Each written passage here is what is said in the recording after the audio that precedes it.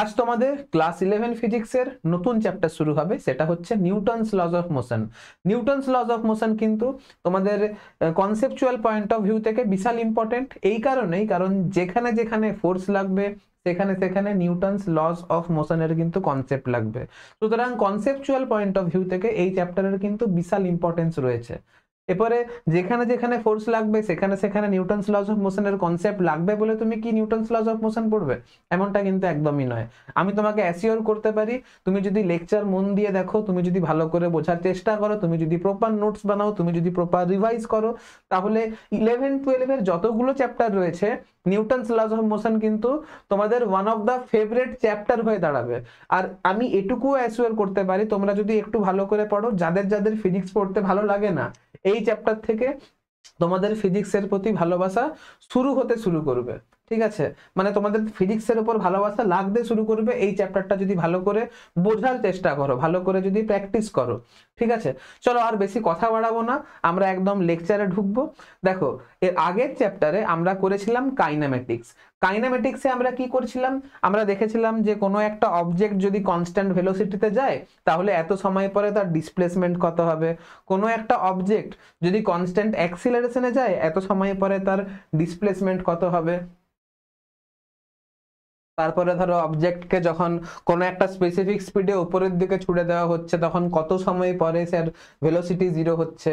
ঠিক আছে, তো এইখানে আমরা স্টাডি করেছিলাম যে অবজেক্ট কিভাবে মুভ করছে, কিন্তু অবজেক্ট কেন এরকম ভাবে মুভ করছে এই নিয়ে কিন্তু কোনো আলোচনা কাইনেমেটিক্সে করা হয়নি।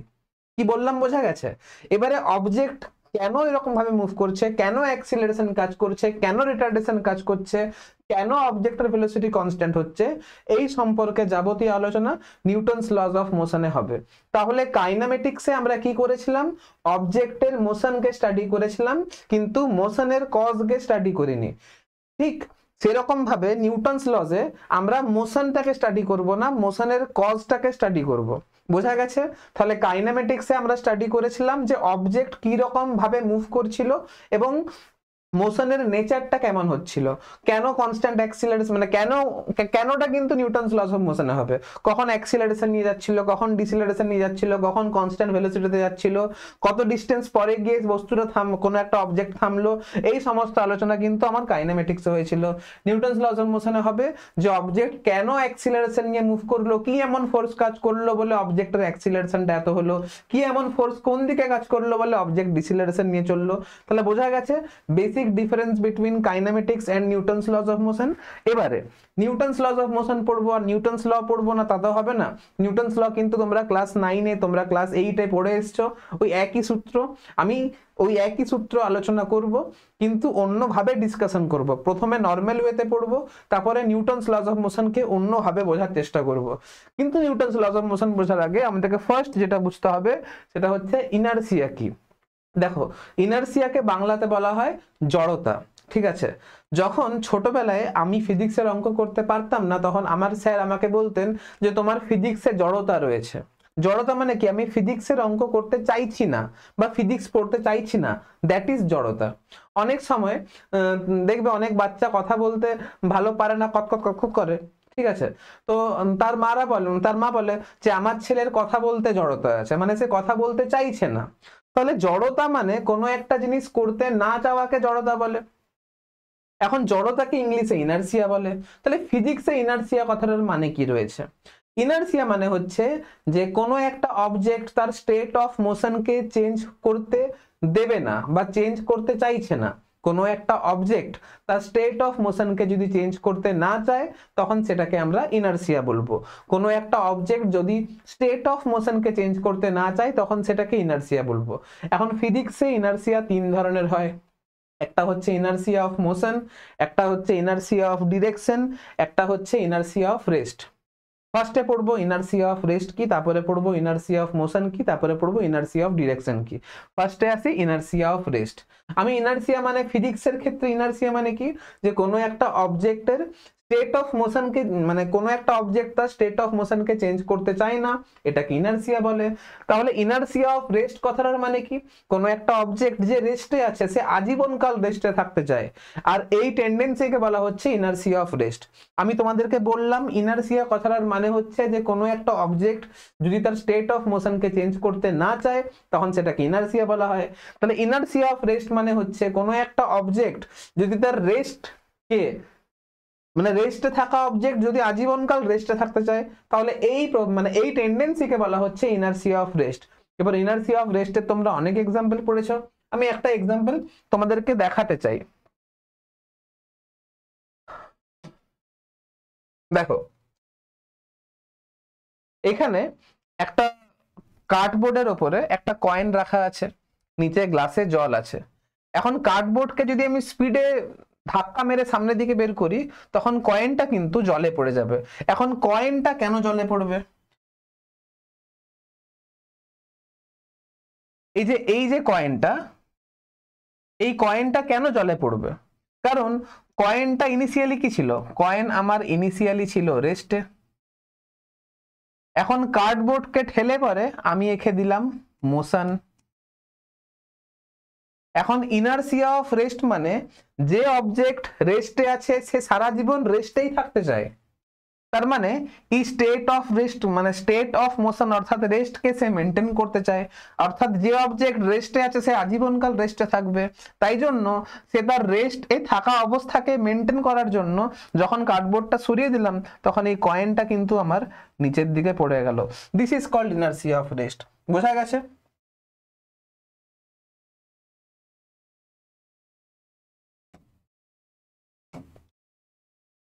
তাহলে এখানে ডেফিনেশনটা কি, ডেফিনেশন হচ্ছে the tendency of an object at rest to remain at rest, the tendency of an object at rest to remains at rest unless acted by an external force. এবার ধরো কোনো একটা অবজেক্ট যে রেস্টে আছে সে আজীবনকাল রেস্টে থাকতে চাইছে, এই টেন্ডেন্সিকে বলবো ইনারশিয়া অফ রেস্ট। এখন রেস্টে থাকা কোনো একটা অবজেক্টকে যদি মোশনে যেতে হয় তাহলে বাইরে থেকে এক্সটার্নাল ফোর্স লাগবে, তার মানে বাইরে থেকে যতক্ষণ তুমি এক্সটার্নাল ফোর্স অ্যাপ্লাই না করছো ততক্ষণ পর্যন্ত যে অবজেক্ট রেস্টে ছিল সে তার রেস্টে থাকা অবস্থাকে কন্টিনিউ করতে চাইবে, আর এই কন্টিনিউ করতে চাওয়াকে আমি ইনারশিয়া বলছি। আর রেস্টে থাকা অবজেক্ট সে আজীবনকাল রেস্টে থাকতে চাইবে, এই টেন্ডেন্সি বা এই টেন্ডেন্সিকে আমি বলবো ইনারশিয়া অফ রেস্ট। তার একটা এক্সাম্পল দেখলাম যে কার্ডবোর্ডের উপরে একটা কয়েন ছিল, যখন কার্ডবোর্ডটাকে আমি ঠেলে দিলাম তখন মানে কয়েনটা সে ইনিশিয়ালি রেস্টে ছিল, সে সবসময় রেস্টেই থাকতে চাইছে, আর এক্স্যাক্টলি এই প্রপার্টির জন্য কয়েন আমার গ্লাসের নিচে মানে জলে পড়ে যাচ্ছে। আরো একটা এক্সাম্পল রয়েছে, এই যে when bus suddenly start passenger fall backward। কেন এরকম হয়, ধরো তুমি বাসে দাঁড়িয়ে আছো, ঠিক আছে, তুমি জাস্ট বাসের নিকো স্ট্রেট দাঁড়িয়ে আছো, এবার হঠাৎ করে তোমার বাস চলতে শুরু করলো, এখন বাসের সঙ্গে তোমার পায়ের টাচ রয়েছে, যখন বাস চলতে শুরু করলো তখন তোমার লোয়ার বডিও বাসের সঙ্গে চলতে শুরু করছে, কিন্তু তোমার আপার বডি সে তো রেস্টে ছিল ইনিশিয়ালি, তার মানে সে রেস্টে থাকতে চাইছে। এখন তোমার লোয়ার বডি হঠাৎ করে সামনের দিকে এগিয়ে গেল, তাহলে তোমার আপার বডি কি এটা পিছন দিকে জার্ক ফিল করবে। কেন জার্ক ফিল করবে, কারণ তোমার আপার বডি ইনিশিয়ালি রেস্টে ছিল, সে ইনারশিয়া অফ রেস্টের জন্য সেই রেস্টটাকে মেনটেন করতে চাইছে, তাই জন্য লোয়ার বডি যখন সামনের দিকে এগিয়ে যাচ্ছে আপার বডি মানে তোমার ইনারশিয়া অফ রেস্টের জন্য মনে হচ্ছে যে পিছন দিকে একটা তুমি জার্ক ফিল করছো, এটা ইনারশিয়া অফ রেস্টের জন্য হয়। এগুলো ক্লাস 9 থেকে পড়ে আসছো, নতুন করে বলার মতো কিছু নেই, জাস্ট তোমাকে রিভাইজ করিয়ে দিলাম। এবারে আমরা করব ইনারশিয়া অফ মোশন মানে কি। ইনারশিয়া অফ মোশন মানে কি, আবার সেই কথাতে যাব যে ইনারশিয়া মানে কি। ইনারশিয়া মানে হচ্ছে কোনো একটা অবজেক্ট যদি স্টেট অফ মোশনকে চেঞ্জ করতে না চাই তাহলে সেটাকে ইনারশিয়া বলবো। এখন ইনারশিয়া অফ মোশন মানে হচ্ছে যদি কোনো একটা অবজেক্ট কোনো স্পেসিফিক স্ট্রেট লাইন বরাবর যে মুভ করছিল সে আজীবনকাল ওই স্ট্রেট লাইন বরাবর মুভ করতে চায়, আর এই টেন্ডেন্সিকে বলা হচ্ছে ইনারশিয়া অফ মোশন। অর্থাৎ এইখানে যে অবজেক্টটা মোশনে রয়েছে কোনো একটা স্ট্রেট লাইন বরাবর যদি সে মোশনে থাকে সে আজীবনকাল ওই স্ট্রেট লাইন বরাবর মোশনে থাকতে চায়, আর এই প্রপার্টিকে বলা হচ্ছে ইনারশিয়া অফ মোশন। একটা এক্সাম্পল নেওয়া যেতে পারে, সাপোজ করো তুমি কোনো একটা স্ট্রেট লাইন বরাবর কোনো একটা অবজেক্টকে গড়িয়ে দিয়েছো, তুমি বলবে স্যার যখন কোনো স্ট্রেট লাইন বরাবর যখন কোনো অবজেক্টকে গড়িয়ে দিই তখন তো একটু পরে সেটা থেমে যায়, অবভিয়াস ব্যাপার থেমে যায়, কিন্তু থামে কেন, কারণ যে অবজেক্টটাকে তুমি গড়াচ্ছ, ধরো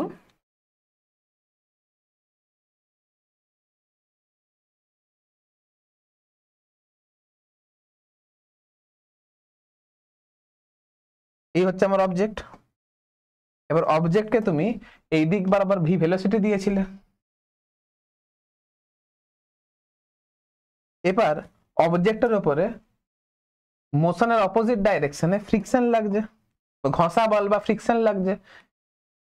তার মানে এইখানে অবজেক্টের উপরে বাইরে থেকে একটা এক্সটার্নাল ফোর্স লেগেছে যেটা হচ্ছে ফ্রিকশন, ঠিক আছে। এবারে বাইরের থেকে এক্সটার্নাল ফোর্স অর্থাৎ ফ্রিকশন লাগছে, ওই ঘষা বলটা লাগছে, তাই জন্য অবজেক্ট একটা সময় পরে গিয়ে থেমে যাচ্ছে। তার মানে কি বাইরে থেকে তো কোনো একটা ফোর্স লাগছে, তাই জন্য যে অবজেক্ট মোশনে ছিল সে একটা সার্টেন ডিস্টেন্স পরে গিয়ে থেমে যাচ্ছে। আজকে যদি এই ফ্রিকশন না লাগতো, আজকে যদি এই ফ্রিকশন ইজ ইকুয়াল টু যদি 0 হতো, তাহলে যে অবজেক্টটা এই স্ট্রেট লাইন বরাবর চলছে সে সারা জীবন ওই স্ট্রেট লাইন বরাবরই চলতে চাইতো। যদি এই রাস্তাটা যদি স্মুথ হতো তাহলে এই অবজেক্ট কখনো দাঁড়াতো না। তাহলে যে অবজেক্ট একটা স্ট্রেট লাইন বরাবর মোশনে আছে সে সারা জীবন তার মোশনটাকে কন্টিনিউ করতে চাইছে, আর এই প্রপার্টিকে বলা হচ্ছে ইনার্সিয়া অফ মোশন। এরপর ইনার্সিয়া অফ মোশনের অনেক এক্সাম্পল রয়েছে, আমি তোমাদেরকে একটা এক্সাম্পল দেখাচ্ছি, গুগল থেকেই দেখাবো, ঠিক আছে। জানি না কপিরাইট চলে আসবে কিনা, কিন্তু জানি না, এলে আসবে, দেখা যাবে, যা হবে হবে। দেখো এটা একটা ইনক্লাইন প্লেন, ইনক্লাইন প্লেনের উপরে একটা গাড়ি আছে, গাড়ির উপরে কিছু বল রাখা আছে, ঠিক আছে। এরপর এই গাড়ি আমার রোল করছে, এবার এইখানে কি আছে, একটা রেজিস্ট্যান্স রয়েছে বা বাধা রয়েছে। গাড়ি এইখানে এসে পরে আর সামনের দিকে রোল করতে পারবে না। যখন গাড়ি মোশনে ছিল গাড়ির উপরে থাকা বলগুলো মোশনে ছিল, এখানে এসে যখন গাড়ি আর রোল করতে পারছে না, হঠাৎ করে যখন গাড়ি থেমে গেল, তখন ওপরের বলগুলো মোশনে থাকার জন্য ইনার্সিয়া অফ মোশন এই প্রপার্টির জন্য সে তার মোশনকে সেম স্ট্রেট লাইন বরাবর কন্টিনিউ করার চেষ্টা করবে, আর ওই ইনার্সিয়া অফ মোশনের জন্য বলগুলো ওপর থেকে জাম্প করে নিচে পড়ে যাবে। This is called inertia of motion. এই ঘটনাটা কেন হলো? ইনার্সিয়া অফ মোশনের জন্যই হলো। ইনিশিয়ালি গাড়ি আর বল সবাই মোশনে ছিল, হঠাৎ করে এই বাধাটার জন্য গাড়ি এখানে আটকে গেল, কিন্তু ইনার্সিয়া অফ মোশনের জন্য এই বলগুলো সেম স্ট্রেট লাইন বরাবর মোশনটাকে কন্টিনিউ করতে চাইছিল, কিন্তু গাড়ি হঠাৎ করে থেমে যাওয়ার জন্য বলগুলো ইনার্সিয়া অফ মোশনের জন্য থামতে চায়নি, যাই জন্য বলগুলো কিন্তু জাম্প করে পড়ে গেল। This is called inertia of motion. বোঝা গেছে? তাহলে ইনার্সিয়া অফ মোশনের ডেফিনেশনটা একটু দেখে নি। কি বলছে? The tendency of A moving object to continue moving with same speed and in the same direction. The tendency of moving object to continue moving with same speed in same direction unless acted upon by an external force. যদি বাইরে থেকে একটা external force যদি লাগানো হয়, বাইরে থেকে যদি একটা এক্সটার্নাল ফোর্স লাগানো হয় তবে পরে ওই অবজেক্টটা গিয়ে থামবে। কিন্তু অবজেক্টের উপর যদি বাইরে থেকে কোনো ফোর্স যদি না লাগে তাহলে স্বাভাবিক সে সারা জীবন একটা স্ট্রেট লাইন বরাবর কনস্ট্যান্ট স্পিডে কনস্ট্যান্ট একই ডাইরেকশনে মুভ করতে চাইবে। আর এই ঘটনাটাকে বা এই যে একটা স্ট্রেট লাইন বরাবর মুভ করতে চাইছে সারা জীবন ধরে, এই টেন্ডেন্সিকে বলা হবে ইনার্সিয়া অফ মোশন। ঠিক আছে, এর অনেক এক্সাম্পল আছে। when a moving bus suddenly stops, passenger fall forward, their body want to keep moving. এই ঘটনাটা কিন্তু ইনার্সিয়া অফ মোশনের জন্যই হয়। এক্সাম্পল দেখানো যেতে পারে, এটারও এক্সাম্পল নিয়ে রেখেছি আমি। এই যে বাস আমার মোশনে ছিল, হঠাৎ করে বাস ব্রেক কষলো। যখন বাস মোশনে ছিল তখন আমার বডির প্রত্যেকটা পার্ট বাসের সঙ্গে মোশনে আছে। যখন বাস হঠাৎ করে যখন ব্রেক কষলো, তখন বাসের তো হঠাৎ করে ভি ইজ ইকুয়াল টু 0 হয়ে গেল, আর এই যে বডির লোয়ার পোর্শন এরও ভি ইজ ইকুয়াল টু 0 হয়ে গেল। কিন্তু বডির যে আপার পোর্শন সে ইনার্সিয়া অফ মোশনের জন্য সেম স্ট্রেট লাইনের বরাবর এই দিক বরাবর মুভ করতে চাইছিল, তাই জন্য বডির আপার পোর্শন সামনের দিকে একটা জার্ক ফিল করলো। এই যে জার্ক ফিল করলো, এটা কেন করলো? এটা ইনার্সিয়া অফ মোশনের জন্য করেছে। বুঝতে পেরেছো? This is inertia of motion. ঠিক আছে। তারপরে a ball rolling on the ground keeps moving until friction or another force stops it. ওই যে কোনো একটা অবজেক্ট যদি কোনো একটা স্ট্রেট লাইন বরাবর মুভ করে যতক্ষণ না ফ্রিকশন লাগছে, যদি ফ্রিকশন না লাগতো তাহলে সেটা আজীবনকাল সেম স্ট্রেট লাইন বরাবর চলতো, যদি ফ্রিকশন লাগে তাহলে একটা স্পেসিফিক ডিস্টেন্সের পরে বা একটা সার্টেন ডিস্টেন্সের পর সে থেমে যাবে। কেন হচ্ছে এগুলো? ইনার্সি অফ মোশনের জন্য হচ্ছে। ফ্রিকশন যদি না লাগতো তাহলে আজীবনকাল সে একটা স্ট্রেট লাইন বরাবর মুভ করতে চাইতো, কিন্তু ওই যে বাইরে থেকে এক্সটার্নাল ফোর্স লাগলো, তাই জন্য মোশনে থাকা অবজেক্টটা রেস্টে চলে এলো। বাস এটাই হচ্ছে ব্যাপার আর কি। এবারে হচ্ছে ইনার্সি অফ ডিরেকশন। কোনো একটা অবজেক্ট একটা ধরো সার্টেন ডিরেকশন বরাবর মুভ করছিল, তুমি হঠাৎ করে অবজেক্টের ডাইরেকশন অফ মোশনটা চেঞ্জ করতে চাইছো, কিন্তু টেন্ডেন্সি আছে যে ও যে স্ট্রেট লাইন বরাবর মুভ করেছিল সে সারা জীবন সেই স্ট্রেট লাইন বরাবরই মুভ করতে চায়, সে ডিরেকশন চেঞ্জ করতে চায় না। এই ঘটনাকে বলা হচ্ছে ইনার্সি অফ ডিরেকশন। কি বললাম বোঝা গেছে? তাহলে যে অবজেক্ট একটা স্পেসিফিক স্ট্রেট লাইন, যে অবজেক্ট একটা স্পেসিফিক ডাইরেকশন বরাবর মুভ করছিল, তুমি যদি হঠাৎ করে ডাইরেকশন চেঞ্জ করতে চাও, এই ডাইরেকশন চেঞ্জকে বাধা দেয় বা রেজিস্ট করে, তার টেন্ডেন্সি হচ্ছে সেম ডিরেকশনে মুভ করা। তাহলে সে ডিরেকশনের চেঞ্জকে রেজিস্ট করছে, সে চাইছে আমি সেম স্ট্রেট লাইন বরাবর সেম ডিরেকশনে মুভ করব। এই যে tendency, this is called inertia of direction. এর অনেক এক্সাম্পল আছে। সাপোজ করো তুমি একটা ফোর হুইলারে রয়েছো, এখন ফোর হুইলার শার্প টার্ন নিচ্ছে, এরকম করে শার্প টার্ন নিচ্ছে, কি ঘটনা ঘটতে পারে? এবারে সাপোজ করো তুমি তুমি 4 চাকাতে রয়েছো, একটা কারে রয়েছো, কার এরকম করে শার্প টার্ন নিচ্ছে, আর এই পুরো ঘটনাটাকে অবজার্ভ করছে একটা লোক, তারা সাপোজ করো সে ড্রোনে বসে আছে, সে দেখবে যে গাড়িটা হঠাৎ করে শার্প টার্ন নিচ্ছে। এবার তোমার বডির লোয়ার পোর্শন তো গাড়ির সঙ্গে মুভ করে গেল, ওই শার্প টার্ন নিয়ে নিল, কিন্তু তোমার বডির আপার পোর্শন ও সেম স্ট্রেট লাইন বরাবর মুভ করতে চাইছিল, তাই জন্য তোমার বডির আপার পোর্শন এইদিকে একটা ফোর্স এক্সপিরিয়েন্স করলো। বোঝা গেছে? এটা কেন হচ্ছে না? ইনার্সি অফ ডিরেকশনের জন্য হচ্ছে। আমি বেশি ছবি দেখাতে পারবো না, হয়তো জানি না, তুমি একটু কপিরাইট দিয়ে দিলে এখনই মুশকিল হয়ে যাবে, তুমি চাইলে একটু গুগল সার্চ করে অনেক ইমেজ দিয়ে এরকম করে রিপ্রেজেন্ট করা আছে, তুমি দেখে নিতে পারো। ঠিক আছে? যাই হোক, যখন কোনো একটা অবজেক্ট একটা স্পেসে কোনো একটা অবজেক্ট যখন সেটা মুভিং ফ্রেমে রয়েছে, যে ফ্রেমটা কোনো একটা স্পেসিফিক ডাইরেকশনে মুভ করছে, হঠাৎ করে যদি ডাইরেকশন চেঞ্জ করে, তাহলে ওই অবজেক্টটা সেম ডাইরেকশনে মুভ করতে চাইবে, সে ডাইরেকশনকে চেঞ্জ হতে দেবে না, তার ডাইরেকশন অফ মোশনকে চেঞ্জ করতে বাধা দেবে।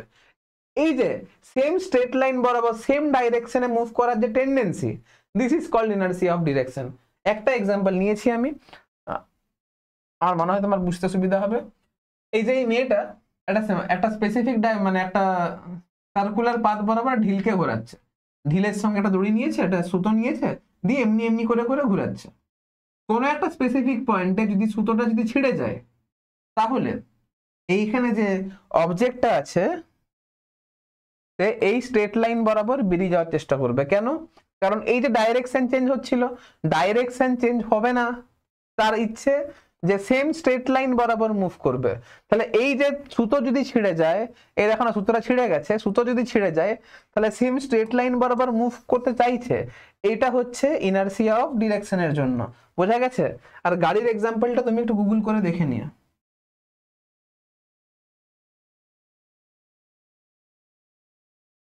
বাস ইনার্সি অফ ডিরেকশন হয়ে গেল। এবারে আসছি Newton's first law of motion, Newton second law of motion, Newton's third law of motion. তোমরা এগুলো জানো, ঠিক আছে? একবার রিড করে নিতে পারো। আমি ফার্স্টে নর্মাল মেথডেই তোমাকে নিউটনস লস অফ মোশনকে এক্সপ্লেন করব, যেমন তোমরা ক্লাস 9-এ পড়েছিলে। একটু পরে যখন তোমাদেরকে মোমেন্টাম সম্পর্কে প্রপার ধারণা দিয়ে দেব, তখন নিউটনস লস অফ মোশনকে তোমাকে অন্যভাবে এক্সপ্লেন করে দেখাবো, যেটা নিউটন অ্যাকচুয়ালি করেছিল। এই যে তোমরা এইভাবে পড়ছো নিউটনস ল, নিউটন কিন্তু এরকম করে ল গুলো দেয়নি। সব বলবো এখন বলে ব্যাপারটা কমপ্লিকেট করব না, এখন নর্মাল পড়াচ্ছি, ঠিক আছে? ফার্স্টের লটা হচ্ছে যে কোনো একটা অবজেক্ট যে রেস্টে আছে সে আজীবনকাল রেস্টে থাকবে, যে মোশনে আছে সে আজীবনকাল সেম স্ট্রেট লাইন বরাবর মুভ করতে চাইবে, সেম স্পিডে সেম ডিরেকশনে। এগুলো কেন হয়? ইনার্সি অফ রেস্টের জন্য হয়, ইনার্সি অফ মোশনের জন্য হয়, ইনার্সি অফ ডিরেকশনের জন্য হয়। এবার যে অবজেক্টটা রেস্টে আছে তার স্টেট অফ মোশনকে, ধরো তুমি স্টেট অফ মোশনকে চেঞ্জ করতে চাইছো, রেস্টে থাকা অবজেক্টকে মোশনে করতে চাইছো, মোশনে থাকা অবজেক্টকে রেস্টে করতে চাইছো, বা কোনো একটা অবজেক্ট যে একটা স্পেসিফিক ডিরেকশন বরাবর মুভ করছে তার ডিরেকশনকে চেঞ্জ করতে চাইছো, তাহলে বাইরে থেকে তোমাকে ফোর্স দিতে হবে। যদি ফোর্স না দাও তাহলে যে রেস্টে ছিল সে রেস্টে থাকবে, যে মোশনে ছিল সে মোশনে থাকবে, যে একটা স্পেসিফিক স্ট্রেট লাইন বরাবর স্পেসিফিক ডিরেকশনে মুভ করছিল সে আজীবনকাল ওই স্পেসিফিক ডিরেকশনেই মুভ করবে। তোমাকে যদি এই স্টেট অফ মোশনকে যদি চেঞ্জ করতে হয় তাহলে বাইরে থেকে তোমাকে ফোর্স লাগাতে হবে। বোঝা গেছে? এটা হচ্ছে Newton's first law of motion. এটাকে ল অফ ইনার্সিয়াও বলে। কেন? কারণ ওই যে বললাম যে মানে স্টেট অফ মোশন চেঞ্জ হচ্ছে না, স্টেট অফ মোশনকে সে চেঞ্জ করতে চাইছে না, যদি তোমাকে চেঞ্জ করতে হয় বাইরে থেকে ফোর্স লাগাতে হবে। তাহলে এই লটা বেসিক্যালি ইনার্সিয়াকে রিপ্রেজেন্ট করছে। নর্মাল ক্লাস 9 এ তোমরা এভাবে পড়েছো। এবারে নিউটনস সেকেন্ড ল অফ মোশনে আসি। সেকেন্ড ল অফ মোশন কি বলছে? যে কোনো একটা অবজেক্টের উপরে তুমি যদি ফোর্স দাও তাহলে তার মোমেন্টাম চেঞ্জ হবে। এবারে ফোর্স যত বেশি দেবে তার rate of change of momentum তত বেশি হবে। তাহলে ফোর্স মানে হচ্ছে rate of change of momentum. তাহলে force is directly proportional to rate of change of momentum. তুমি ফোর্স যেদিকে দিচ্ছ অবজেক্টের মোমেন্টাম সেই দিকেই চেঞ্জ হচ্ছে। এটা হচ্ছে Newton second law. Third law কি হচ্ছে? যে তুমি যদি কোনো একটা অবজেক্টের উপরে ফোর্স লাগাও ওই অবজেক্টটাও তোমার উপরে ইকুয়াল অ্যামাউন্টে ফোর্স লাগাবে কিন্তু অপোজিট ডিরেকশনে লাগাবে। এগুলোকে অ্যাকশন রিঅ্যাকশন পেয়ার বলে। এ বি কে যে ফোর্স লাগাচ্ছে বি ও এ কে সেম ফোর্স লাগাবে কিন্তু অপোজিট ডিরেকশনে লাগাবে। তাহলে এ বি এর উপর যে ফোর্স লাগাচ্ছে ওটাকে যদি অ্যাকশন বলি, তাহলে বি এর উপর যে ফোর্স লাগাবে সেটাকে আমরা রিঅ্যাকশন বলবো। এ বি এর উপর যে ফোর্স লাগাচ্ছে বি এর উপরে সেম অ্যামাউন্টের ফোর্স লাগাবে কিন্তু অপোজিট ডাইরেকশনে লাগাবে। এটা হচ্ছে নিউটনের তৃতীয় সূত্র বা নিউটনস থার্ড ল। এবার এই যে first law, second law, third law explain করলাম, এটা নর্মাল ওয়েতে এক্সপ্লেন করলাম, এভাবেই তোমরা ক্লাস 9 এ পড়েছো। কিন্তু মোমেন্টাম যখন তোমাদের পড়ানো হয়ে যাবে তখন এই তিনটে লকে তোমাকে অন্যভাবে এক্সপ্লেন করিয়ে দেখাবো। ঠিক আছে? যেটা অ্যাকচুয়ালি নিউটন বলতে চেয়েছিল। এইখানে ল গুলো অ্যাকচুয়ালি ঘুরিয়ে দেওয়া আছে। তোমার কনফিউশন লাগতে পারে স্যার ল ঘুরিয়ে দেওয়া কেন থাকবে? এইখানে একটু ঘুরিয়ে দেওয়া আছে, আমরা ভুল জানি, সেটা আমাদের ফল্ট। তোমাকে দেখাবো, মোমেন্টামটাকে পড়িয়ে দিই, তাহলে তোমার নিউটনস ল সম্পর্কে ধারণাটা আরো পরিষ্কার হবে। ঠিক আছে? একটু ধৈর্য ধরো, আগে মোমেন্টামটা পড়িয়ে দিই। তো আমরা এখন বেসিক্যালি নিউটন সেকেন্ড লতে ফোকাস করব। এই নিউটনের তিনটে লকে যদি ভালো করে বুঝতে হয় তাহলে তোমাকে মোমেন্টাম কি সেটা আগে ভালো করে বুঝতে হবে। দেখো তোমাকে একটা ছোট্ট হিন্টস দিই। Force is equal to mass into acceleration. এটা কার সূত্র? অবভিয়াস ব্যাপার, নিউটনের সূত্র না। Force is equal to mass into acceleration. Galileo বলে কোনো বিজ্ঞানীর নাম শুনেছো? গ্যালিলিও বলে কোনো সায়েন্টিস্টের নাম শুনেছো? ফিজিক্সে ওনার একটা অবদান রয়েছে। কি অবদান বলো তো? গিনীয় পালকের পরীক্ষা কে করেছিল?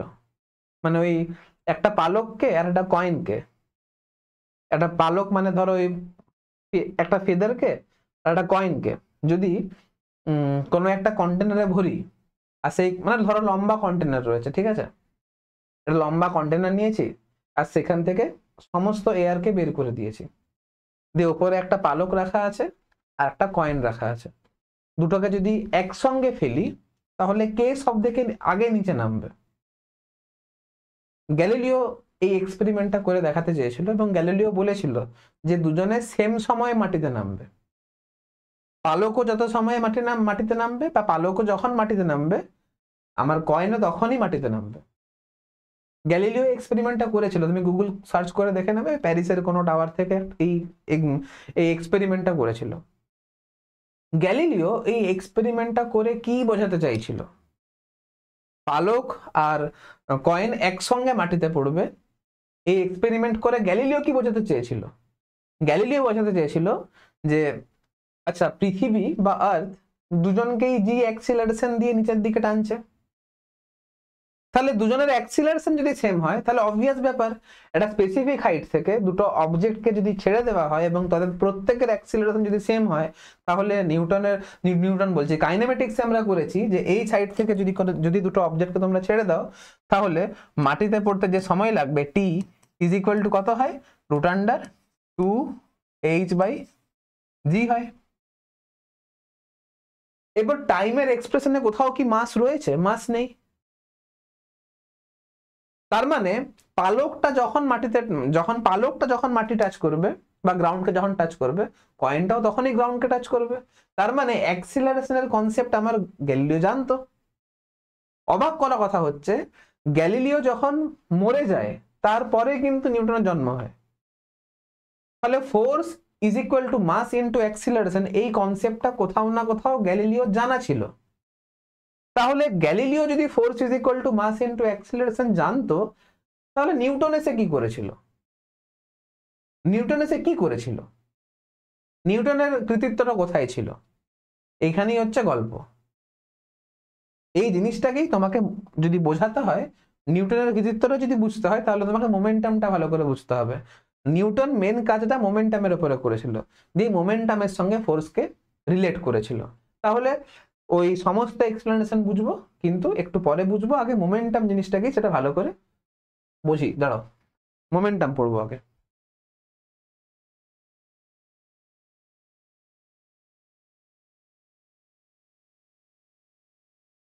দেখো, তোমরা বলবে স্যার মোমেন্টাম আবার কি আছে? সাধারণ জিনিস, মোমেন্টাম মানে মাস ইনটু ভেলোসিটি, ক্লাস 9-এ পড়েছিলাম। দেখো, মোমেন্টামের একটা ইনার মিনিং রয়েছে। আমি যখন মোমেন্টাম বলবো হয়তো তোমাদের কনফিউশন হতে পারে, কিন্তু এটাই সত্যি। মাস ইনটু ভেলোসিটি মানে তো মোমেন্টাম, অবশ্যই কোনো সন্দেহ নেই এই বিষয়ে যে মাস ইনটু ভেলোসিটি মানে মোমেন্টাম। কিন্তু মোমেন্টামের ফিজিক্যাল সিগনিফিকেন্স কি, এটা তোমাকে বুঝতে হবে।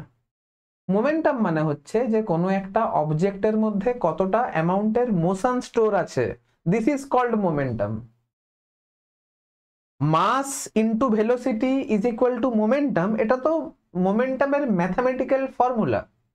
কিন্তু মোমেন্টাম কি এমন প্যারামিটার, এর ফিজিক্যাল সিগনিফিকেন্স কি, কেন মোমেন্টাম পড়বো, মোমেন্টাম অ্যাকচুয়ালি কি রিপ্রেজেন্ট করছে, এটা যদি বুঝতে হয়, তাহলে মোমেন্টামের ডেফিনেশন বলতে পারো যে কোনো একটা মুভিং অবজেক্টের মধ্যে কি অ্যামাউন্টের মোশন স্টোর রয়েছে, সেটাকে একটা প্যারামিটার দিয়ে রিপ্রেজেন্ট করা হয়, যেটাকে মোমেন্টাম বলে। এবার তোমরা বলবে স্যার মোশন কি অ্যামাউন্টে স্টোর রয়েছে, এটার মানেটা কি? একটা এক্সাম্পল দিচ্ছি। ধরো তোমার সাইকেল হালকা। এবার তুমি সাইকেলকে, সেটা দাও, তোমার ব্যাটারি স্কুটি আছে, ধরে নাও ব্যাটারি স্কুটি আছে। ব্যাটারি স্কুটিকে তুমি 60 কিলোমিটার/আওয়ার এত স্পিডে হাইওয়ে রাস্তায় একদম ছুটাচ্ছ। তোমার স্কুটি ছুটছে 60 কিলোমিটার/আওয়ার এত স্পিডে হাইওয়েতে ছুটছে। এবারে একটা লরি, 10 চাকা লরি, যেখানে একদম ভর্তি করে পুরো বালি লোড আছে পুরো, ওই বালি ভর্তি লরি যদি 60 কিলোমিটার/আওয়ার এত স্পিডে মুভ করে, আর তোমার ইলেকট্রিক স্কুটি যদি 60 কিলোমিটার/আওয়ার স্পিডে মুভ করে, তাহলে দুটোর মুভ করা কি সেম হলো? একটা খুব হালকা অবজেক্ট কোনো স্পেসিফিক স্পিডে মুভ করছে, আর একটা বিশাল ভারী কোনো একটা অবজেক্ট স্পেসিফিক স্পিডে মুভ করছে, দুটোর মধ্যে সেম অ্যামাউন্টের মোশন স্টোর আছে? হতে পারে কোনোদিনও? একটা 10 চাকা লরিকে যদি থামাতে হয় তাহলে বিশাল হার্ড ব্রেক করতে হবে, আর একটা স্কুটিকে যদি থামাতে হয় তাহলে অল্প ব্রেক করলেই হবে। তার মানে কি, ওই একটা 10 চাকা লরিকে থামাতে আমাকে অনেক কম এফোর্ট মারতে, অনেক বেশি এফোর্ট মারতে হচ্ছে। একটা বিশাল একটা বড় গাড়ি, যার মধ্যে এবারে ভর্তি করে মাল একদম লোড করা আছে, তাকে যদি কোনো একটা স্পেসিফিক সময়ের মধ্যে থামাতে হয়, 60 কিলোমিটার/আওয়ার স্পিডে মুভ করছিল, আমি যদি বলি একদম 5 সেকেন্ডেই থামাবো, কারণ সামনে একটা লোক যাচ্ছে, আমাকে যদি লোকটাকে বাঁচাতে হয়, ধাক্কা হয়ে যাবে, তাহলে 5 সেকেন্ডের মধ্যে যদি আমাকে থামাতে হয় 10 চাকা লরিকে, তাহলে অবভিয়াস ব্যাপার, তার ব্রেকিং ফোর্সটা বিশাল হাই হতে হবে। আর যদি এটা ইলেকট্রিক স্কুটিকে থামাতে হয়, ওটা হালকা গাড়ি, কম ব্রেকিং, মানে লরিতে যে ব্রেকিং ফোর্স তার থেকে অনেক কম ব্রেকিং ফোর্স থাকলে আমার স্কুটি থেমে যাবে। তার মানে কি, দুটোর স্পিড সেম ছিল মানলাম, কিন্তু দুটোর মধ্যে কি সেম অ্যামাউন্টে মোশন স্টোর ছিল? একদমই না, কোনোদিনই না। তাহলে মোমেন্টাম এর ফিজিক্যাল সিগনিফিকেন্স হচ্ছে কোনো একটা অবজেক্টের মধ্যে কতটা অ্যামাউন্টে মোশন স্টোর থাকে, এটাকে যে প্যারামিটার দিয়ে রিপ্রেজেন্ট করা হয়, সেটাকে মোমেন্টাম বলবো। হ্যাঁ, এবার মোমেন্টামকে ম্যাথামেটিক্যালি কি করে লিখবো, সেটা হচ্ছে মাস ইনটু ভেলোসিটি। তাহলে দুটো ডিফারেন্ট অবজেক্ট আছে, একটার মাস m1, একটার মাস m2, একটা হালকা একটা ভারী, দুজনে সেম স্পিডে মুভ করছিল।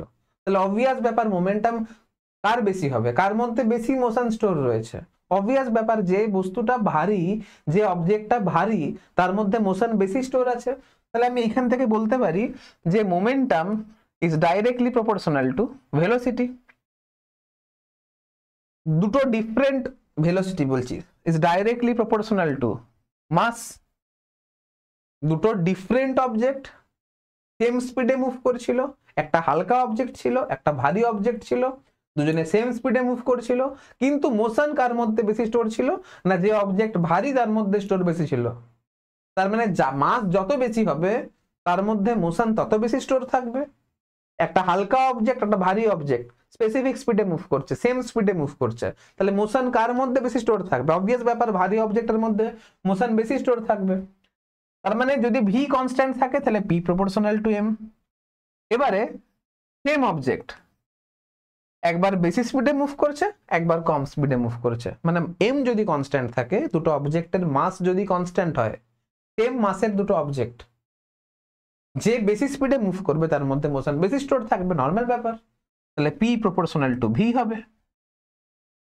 তাহলে এই দুটো ইকুয়েশনকে আমি যদি লিখি, মানে একসাথে যদি লিখি, এটাকে ইকুয়েশন নাম্বার 1 নাম দিলাম, এটাকে ইকুয়েশন নাম্বার 2 নাম দিলাম, তাহলে ফ্রম 1 and 2 আমি লিখতে পারি P proportional to M V. এবার প্রপোর্শন কনস্ট্যান্টের ভ্যালু 1 হয়, তাহলে P is equal to M V. এটা হচ্ছে আমার মোমেন্টাম, এটা হচ্ছে আমার মোমেন্টাম। সিম্পল জিনিস, কোনো রকেট সায়েন্স নেই এখানে।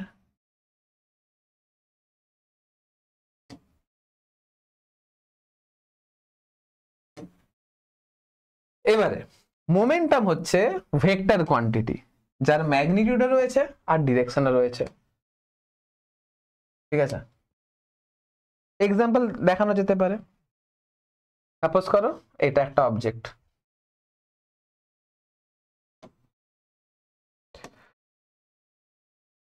এটা এই দিকে মুভ করছে 2 মিটার পার সেকেন্ডে, মাস হচ্ছে 2 কেজি, মাস হচ্ছে তোমার 2 কেজি, আর মুভ করছে 4 মিটার পার সেকেন্ডে। তাহলে মোমেন্টাম পি,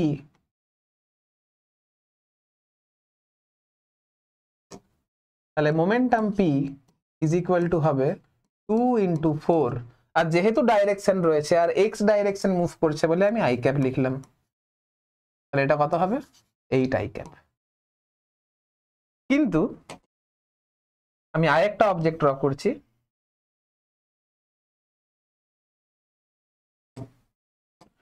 সাপোজ করো এই অবজেক্টটা মুভ করেছিল এই দিক বরাবর 10 মিটার পার সেকেন্ডে।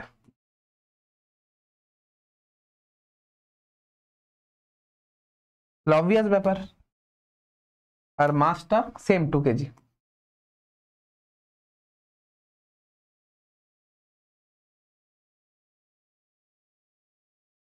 তাহলে এর ভেলোসিটি দুটো কম্পোনেন্ট থাকবে, একটা থাকবে আমার এক্স কম্পোনেন্ট, একটা থাকবে ওয়াই কম্পোনেন্ট।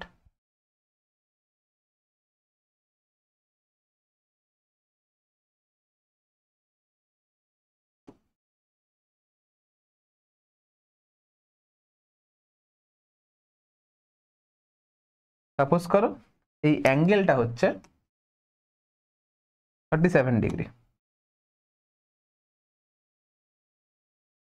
তাহলে এই দিক বরাবর ভেলোসিটির যে কম্পোনেন্ট হবে সেটা 10 cos 37, 10 cos 37 is equal to 10 into 4/5 is equal to 8, আর এটা হবে 10 sin 37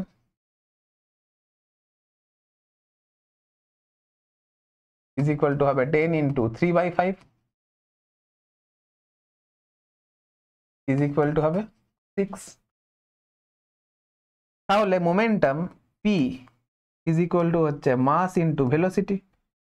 যেহেতু ভেক্টর কোয়ান্টিটি মাথায় ভেক্টর সাইন দিতে হবে, যেহেতু ভেক্টর কোয়ান্টিটি মাথায় ভেক্টর সাইন দিতে হবে। মাস কত? 2 কেজি। ভেলোসিটি কত? একটা হচ্ছে এক্স ডাইরেকশনে 8 আই ক্যাপ, আর ওয়াই ডাইরেকশনে হচ্ছে কত? 6 জে ক্যাপ। তাহলে এটা হচ্ছে তোমার 16 i cap plus 12 j cap, এটা হচ্ছে মোমেন্টাম পি।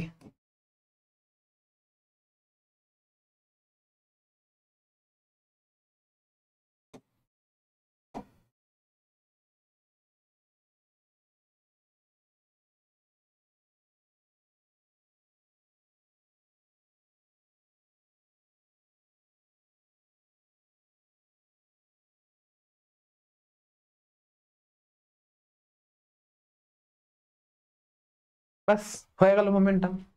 এবারে মোমেন্টামের অবভিয়াস ব্যাপার ইউনিট থাকবে।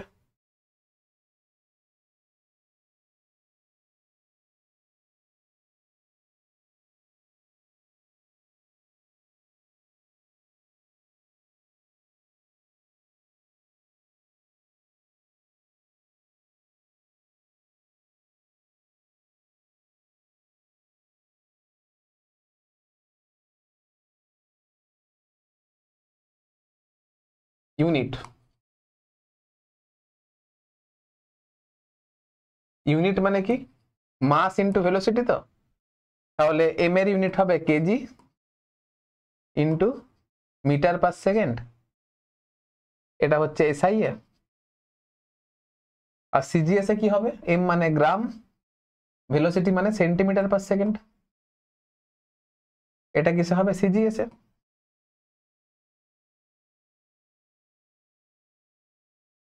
এই হলো গল্প। বাস এটা হচ্ছে মোমেন্টামের বেসিক জিনিস।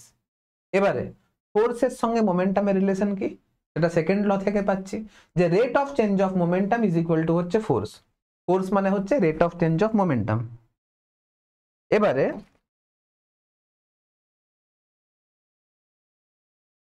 Force F is equal to হচ্ছে rate of change of momentum, মানে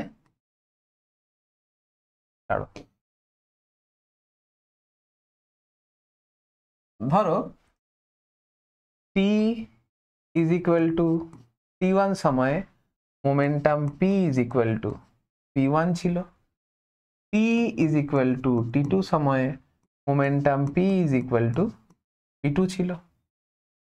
ঠিক আছে,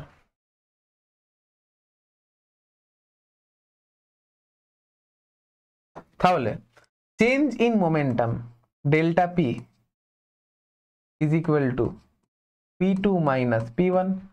যেহেতু মোমেন্টাম ভেক্টর, তাহলে মাথায় ভেক্টর সাইন দাও, অসুবিধা নেই। চেঞ্জ ইন মোমেন্টাম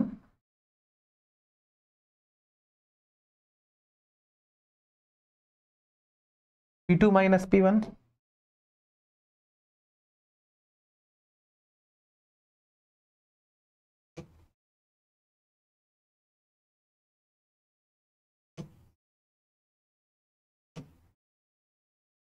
এখন দেখো t সময়ে মোমেন্টাম চেঞ্জ হয়েছে ডেল্টা পি, তাহলে ইউনিট সময়ে মোমেন্টাম চেঞ্জ হয়েছে delta P by T.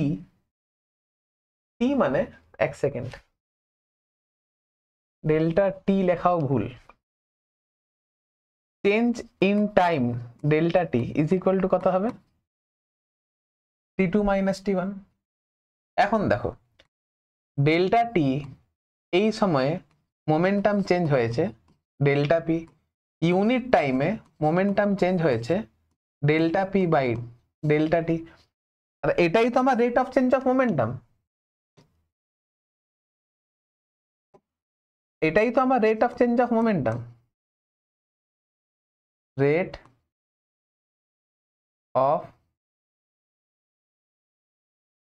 Change of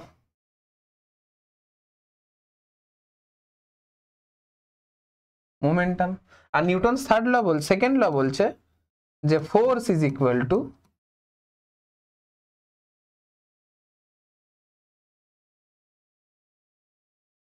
rate of change of momentum হবে। মাথায় ভেক্টর সাইন গুলো।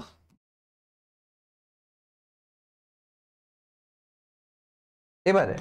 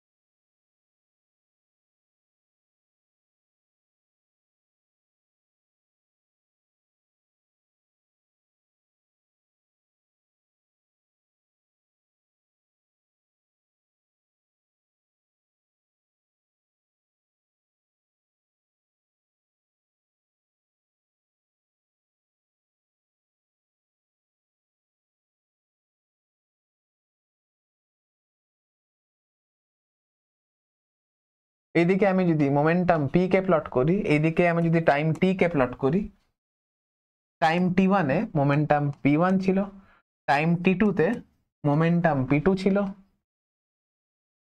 তাহলে এই জায়গাটা হচ্ছে ডেল্টা পি, মানে p2 মাইনাস p1। এই জায়গাটা হচ্ছে ডেল্টা টি, মানে t2 মাইনাস t1। তাহলে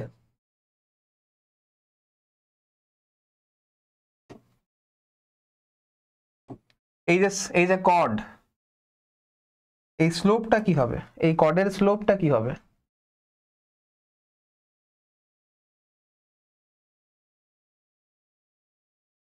এটা কি রিপ্রেজেন্ট করছে? এটা রিপ্রেজেন্ট করছে আমার স্লোপ অফ কর্ড, এটা রিপ্রেজেন্ট করছে আমার slope of chord of momentum versus time curve.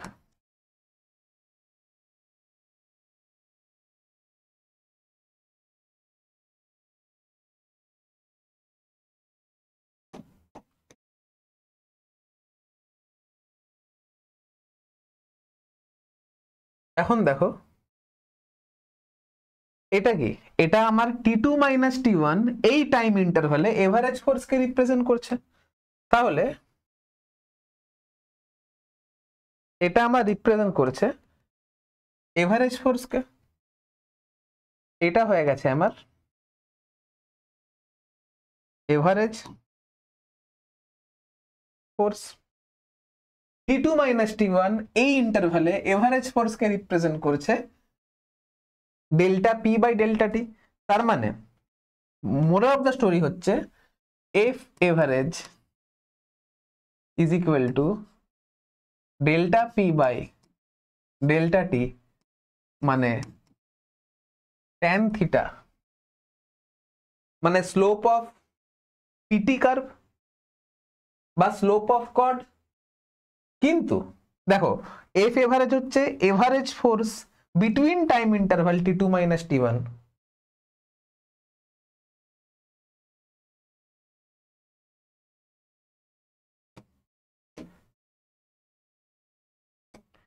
এখানে লিখলেই হয়। এটা হচ্ছে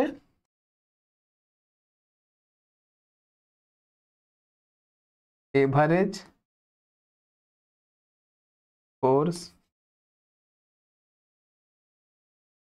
বিটুইন t2 মাইনাস t1 এই ইন্টারভ্যালে এভারেজ ফোর্স। কিন্তু আমি যদি এটাকেই ইনস্ট্যান্টানিয়াস ফোর্স যদি বের করতে চাই, তাহলে ইনস্ট্যান্টানিয়াস ফোর্স যদি বের করতে হয় তাহলে আমাকে স্লোপ ড্র করতে হবে। আর যখনই আমি ট্যানজেন্ট ড্র করতে হবে, আর যখনই ট্যানজেন্ট ড্র করলাম তখন অ্যাঙ্গেলটা আমার আলফা হয়ে গেল। তাহলে F instantaneous is equal to dp by dt is equal to instantaneous force।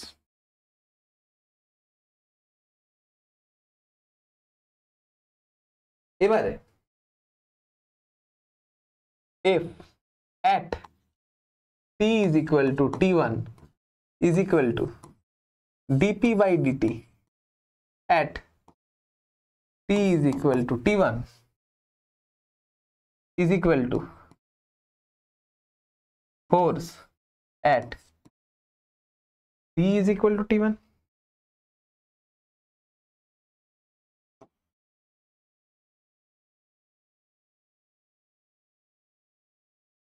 Bus note করে নাও আগে।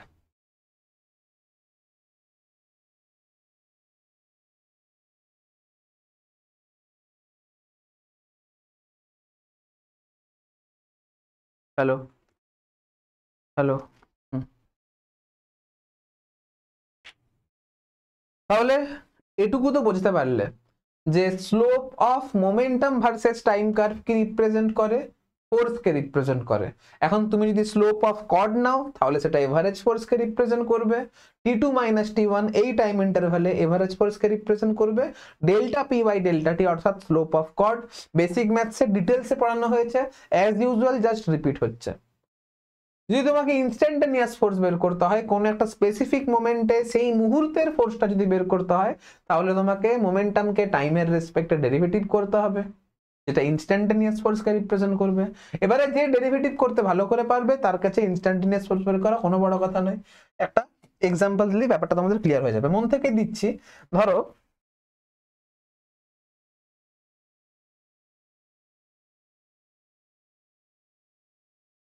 ছাড়ো, ধরো momentum P is equal two বলে দিয়েছে 2t square plus 3t plus 4। তোমাকে বলেছে find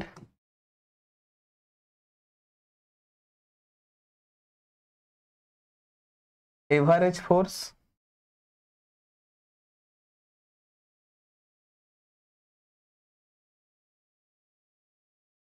between t is equal to 1 second to t is equal to 3 second. আর তোমাকে ফাইন্ড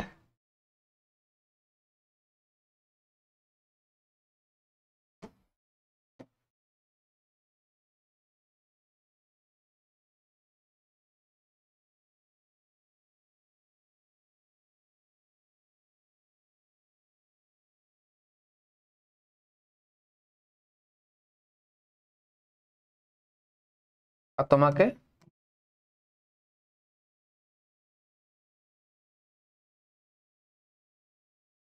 তোমাকে ইনস্ট্যান্টানিয়াস ফোর্স বের করতে হবে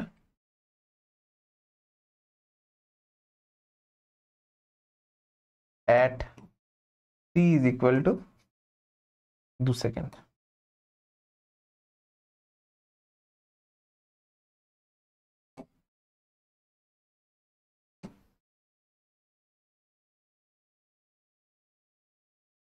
বের করো, কি করে বের করবে? দেখো আমাকে এভারেজ ফোর্স বের করতে বলেছে, p is equal to বলে দিয়েছে 2t square plus 3t plus 4। এখন f average is equal to p2 minus p1 by t2 minus t1। p2 মানে ফাইনাল মোমেন্টাম আর p1 মানে ইনিশিয়াল মোমেন্টাম। ফাইনাল মোমেন্টাম যদি বের করি তাহলে t এর জায়গায় আমাকে 3 বসাতে হবে, ইনিশিয়াল মোমেন্টাম যদি বের করি তাহলে t এর জায়গায় 1 বসাতে হবে। এটা কত হবে? 3 মাইনাস 1 হবে।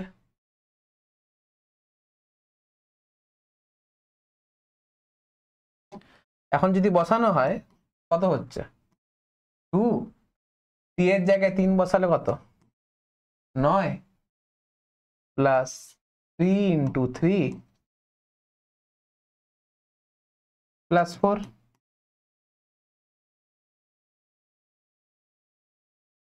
মাইনাস t এর জায়গায় 1 বসবে, 2 into 1 plus 3 into 1 plus 4 divided by t minus 1 কত হয়? 2। এবারে দেখো এখানে প্লাস 4 এখানে মাইনাস 4 কেটে যাবে, এখানে কত পড়ে থাকবে? 18 আর 9 27। এটা 18 প্লাস 9 এটা কত হচ্ছে? 3 প্লাস 2 5। কত হবে? 27 থেকে 5 বাদ দিলে 22 হয় বাই 2 মানে কত হচ্ছে? 11 নিউটন। এটা হচ্ছে এভারেজ ফোর্স, এটা হচ্ছে এফ এভারেজ। এবারে আমাকে যদি ইনস্ট্যান্টানিয়াস ফোর্স যদি বের করতে হয়, F is equal to DP by D T করতে হবে। ডিপি বাই ডিটি কত হবে? 4t প্লাস 3 আমি t ইজ ইকুয়াল টু 2 সেকেন্ডে চাইছি, তাহলে f at t is equal to 2 second কত হবে, f is equal to 4 into 2 plus 3 is equal to 8 plus 3 is equal to 11 newton. আমি যদি t is equal to 3 second বসাতাম তাহলে t এর জায়গায় 3 বসতো। এই হচ্ছে অঙ্ক, বোঝা গেছে? এরকম যা খুশি অঙ্ক দিতে পারে, আমি করে দিলাম একটা অঙ্ক।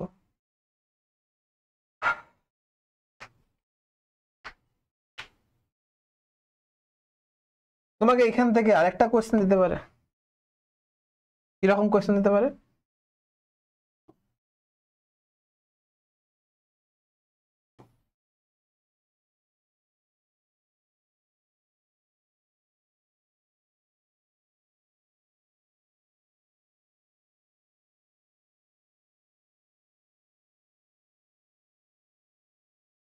বললো এটা 30 ডিগ্রি,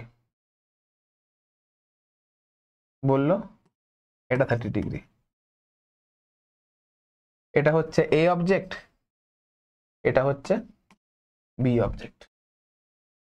এদিকে রিপ্রেজেন্ট করেছি মোমেন্টাম, এদিকে রিপ্রেজেন্ট করেছি টাইম।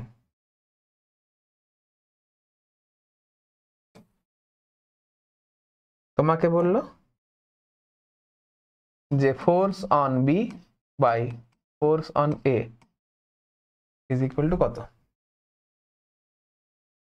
তোমাকে গ্রাফ বলে দিয়েছে। এবার আমরা জানি যে মোমেন্টাম ভার্সেস টাইম কার্ভের যে স্লোপ হয় সেটা ফোর্সকে রিপ্রেজেন্ট করে। তাহলে F B by F A is equal to tan theta B by tan theta A. Theta B মানে অবভিয়াস ব্যাপার, টি অ্যাক্সিসের সঙ্গে যে অ্যাঙ্গেল করবে। আমি পরিষ্কার দেখতে পাচ্ছি এটা মানে এ গ্রাফ মানে এ অবজেক্টের মোমেন্টাম টি এর সঙ্গে যে অ্যাঙ্গেল বানিয়েছে সেটা 30 ডিগ্রি, তাহলে এটা হবে ট্যান 30 ডিগ্রি। এখন অবজেক্ট বি এর যে মোমেন্টাম সেটা টাইম অ্যাক্সিসের সঙ্গে কত অ্যাঙ্গেল করেছে, এই পুরোটা 90 ডিগ্রি, এটা 30 ডিগ্রি, তাহলে এটা কত, এটা হচ্ছে আমার পুরোটা 60 ডিগ্রি, তাহলে এটা হচ্ছে 60 ডিগ্রি।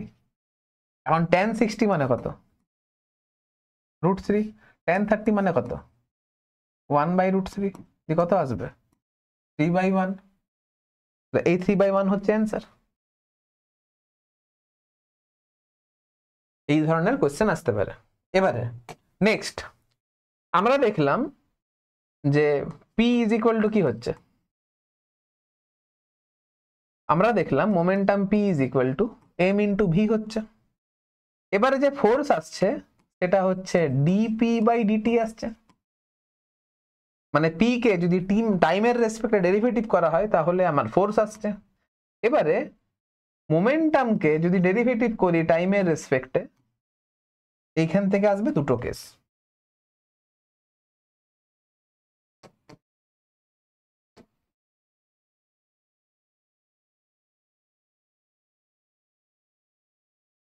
কি দেখো, f ইজ ইকুয়াল টু যদি মাস কনস্ট্যান্ট প্রথমে হবে, দেখো m আর b দুটোই যদি ভেরিয়েবল হয় তাহলে m কে কনস্ট্যান্ট রেখে একবার হবে v এর ডেরিভেটিভ, প্লাস v কে কনস্ট্যান্ট রেখে একবার হবে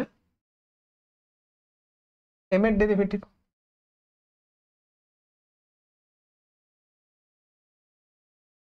ঠিক আছে, এবারে যদি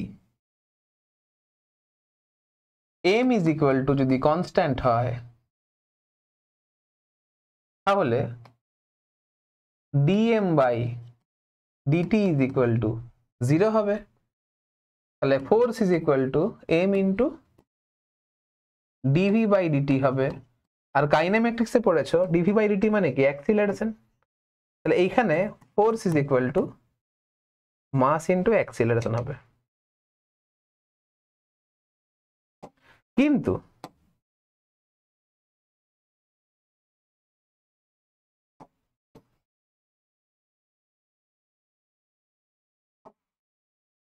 যদি m যদি ভেরিয়েবল হয়, that is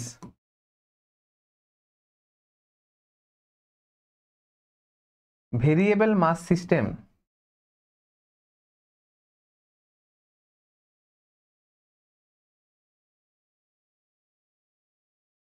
F is equal to হবে V into dm by dt plus m into dv by dt। এই সূত্র লাগবে, এটা হচ্ছে সূত্র নাম্বার 1।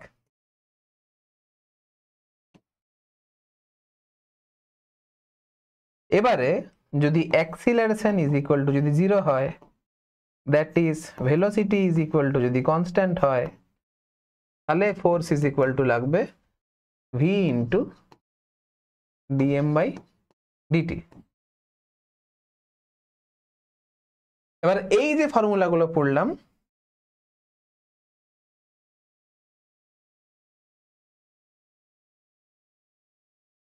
এগুলো হচ্ছে ভেরিয়েবল মাস সিস্টেমের। এবার variable mass system Newton's laws of মোশনে রয়েছে, কিন্তু আমি ভেরিয়েবল মাস সিস্টেমের একটা আলাদা লেকচার বের করব, যেখানে শুধুমাত্র ভেরিয়েবল মাস সিস্টেমের উপরে ডিসকাশন হবে। আমরা এখন যে নিউটনস লজ অফ মোশন পড়ব, সেইখানে কিন্তু ভেরিয়েবল মাস সিস্টেমের আলোচনা হবে না। আমরা সমস্ত জায়গায় মাস ইজ ইকুয়াল টু কনস্ট্যান্ট রেখে সব ক্যালকুলেশন গুলো করব। আমাদের ক্ষেত্রে কিন্তু মাস ইজ ইকুয়াল টু কনস্ট্যান্ট থাকবে।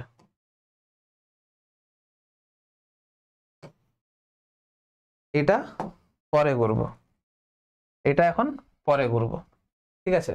নেক্সট চ্যাপ্টারে সিস্টেম অফ পার্টিকেল আছে, সেখানে আমরা এটা করব। এখানে রকেট থাকবে, তারপর ধরো কোনো একটা বালি ভর্তি গাড়ি রয়েছে, সেখান থেকে বালি লিক করছে, বা জল ভর্তি গাড়ি রয়েছে, সেখান থেকে জল লিক করছে। জল লিক করছে মানে কি, সিস্টেমের মাস সময়ের সঙ্গে সঙ্গে কনস্ট্যান্ট নয়, মাস কমছে। রকেট যখন উপরের দিকে উঠে, তখন যার ফুয়েল বার্ন হয়, পেছন দিক দিয়ে গ্যাস, ওই জ্বালানির গ্যাসগুলো বেরোয়, তার মানে জ্বালানি শেষ হচ্ছে, তোমার ফুয়েল পুড়ছে, তার মানে ফুয়েলের মাসটা সময়ের সঙ্গে সঙ্গে কমছে। তার মানে ওই যে রকেট যে সিস্টেমটা, যত বেশি রকেট উপরের দিকে উঠছে তত বেশি ফুয়েল বার্ন হচ্ছে, তার মানে সিস্টেমের মাস কমছে।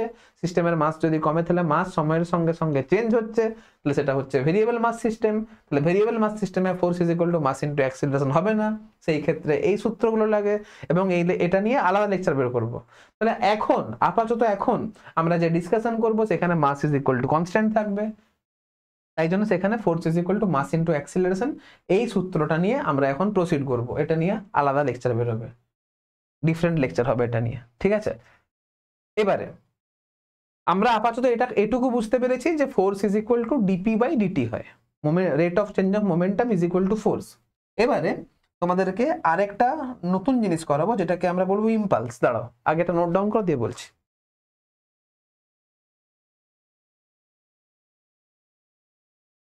দেখো, এবারে হবে হোয়াট ইজ ইম্পালস। ইম্পালসকে বাংলায় বলা হয় বলের ঘাত। ইম্পালস মানে কি, যখন কোনো একটা অবজেক্টে ফোর্স লাগছে, তখন অবভিয়াস ব্যাপার মোমেন্টাম চেঞ্জ হচ্ছে, কারণ rate of change of momentum is equal to force. কোনো একটা অবজেক্টের মোমেন্টাম কি রেটে চেঞ্জ হচ্ছে, সেটাকে আমরা বলি ফোর্স। এবার যখনই কোনো অবজেক্টে ফোর্স দেওয়া হচ্ছে, তখনই অবজেক্টের মোমেন্টাম সময়ের সঙ্গে সঙ্গে চেঞ্জ হচ্ছে। যত বেশি ফোর্স দিচ্ছ, সময়ের সঙ্গে সঙ্গে মোমেন্টাম তত বেশি চেঞ্জ হচ্ছে, মানে rate of change of momentum তত বেশি হচ্ছে। তার মানে এক কথায় বলতে পারি, যখন আমি ফোর্স লাগাচ্ছি, তখন অবজেক্টের মোমেন্টাম চেঞ্জ হচ্ছে। এবারে যদি ফোর্স যদি কনস্ট্যান্ট হয়, দেখো আমরা এইমাত্র দেখলাম average force is equal to delta P by delta T. তার মানে কি, এভারেজ কথাটার মানে কি, এই ডেল্টা টি এই টাইম ইন্টারভ্যালের জন্য ফোর্সটা কনস্ট্যান্ট।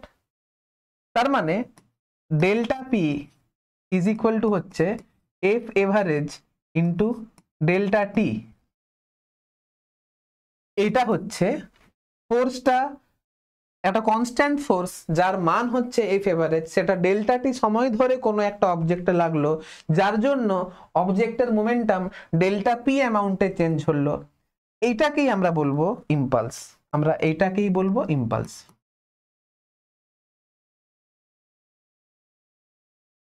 মানে এফ ফোর্সটা ডেল্টা টি সময় ধরে লেগে কোনো একটা অবজেক্টে কি পরিমাণে এফেক্ট তৈরি করলো, দ্যাট ইজ ইম্পালস। তার মানে ইম্পালস মানে টোটাল চেঞ্জ ইন মোমেন্টামকে রিপ্রেজেন্ট করছে। তার মানে ইম্পালস মানে টোটাল চেঞ্জ ইন মোমেন্টামকে রিপ্রেজেন্ট করছে।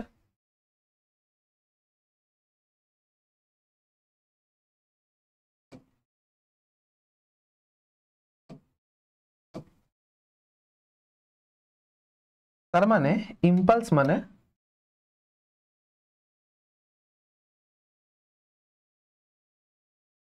চেঞ্জ ইন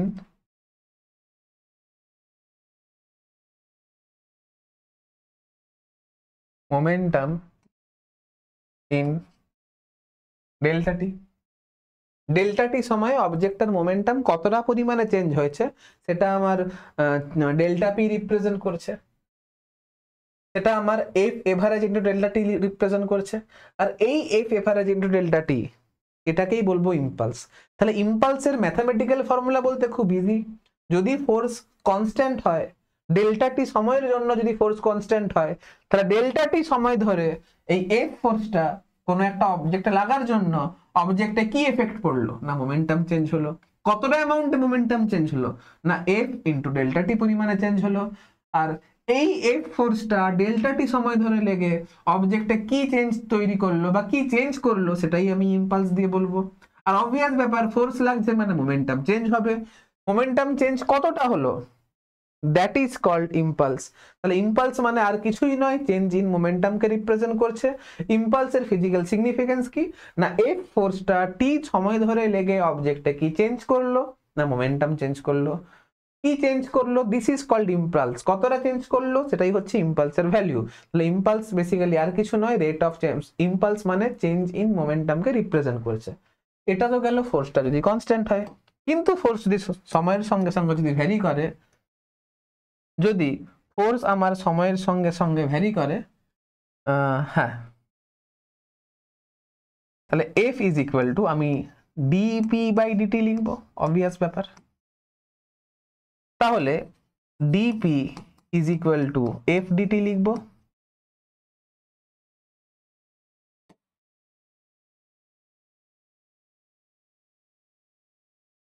এটা হচ্ছে when f is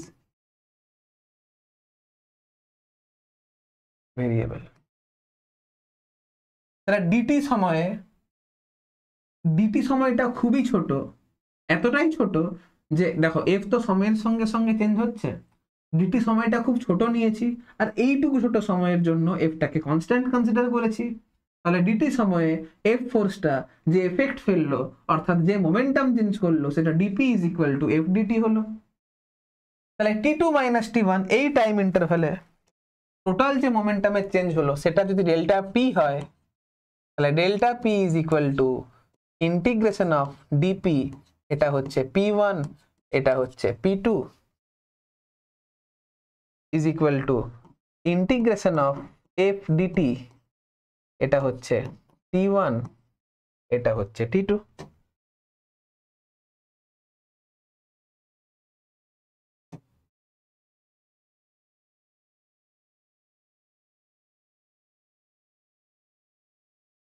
এটা কি রিপ্রেজেন্ট করেছে,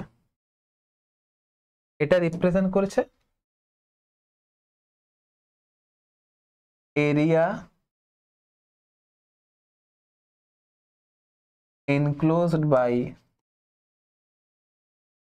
f versus t curve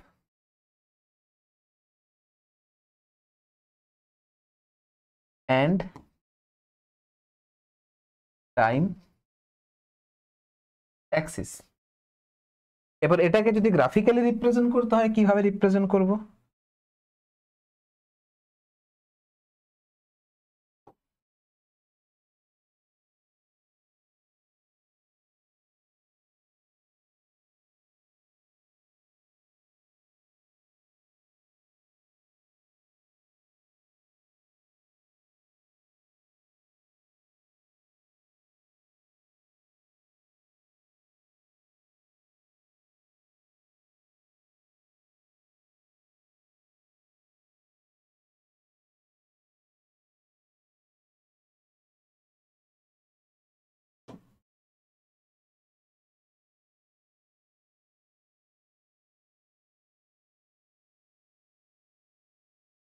এটা হচ্ছে ফোর্স এফ, এটা হচ্ছে টাইম টি, এটা হচ্ছে T1, এটা হচ্ছে T2, এটা হচ্ছে এফ ভার্সেস টি কার্ভ,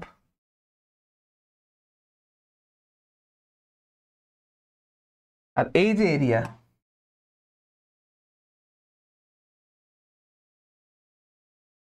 এটা হচ্ছে ইন্টিগ্রেশন অফ এফ ডিটি, টাইমটা হচ্ছে T1 থেকে T2, এটা আমার ডেল্টা পি কে রিপ্রেজেন্ট করছে, এটাই হচ্ছে ইম্পালস।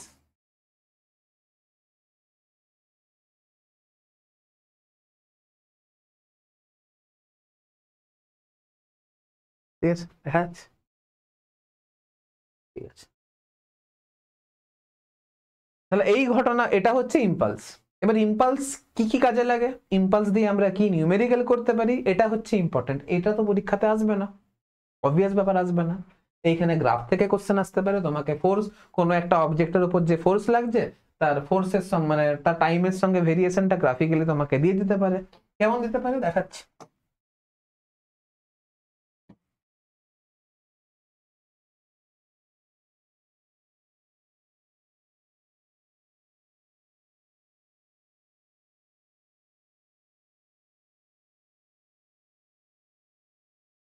যে কোনো র্যান্ডাম একটা গ্রাফ দিল ধরো,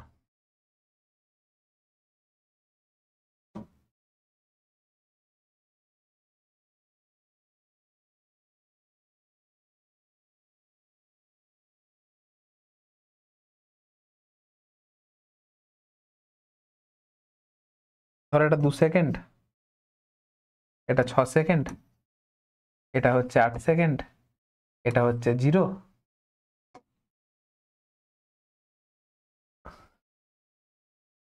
এটা হচ্ছে 10 নিউটন, এটা হচ্ছে force in Newton,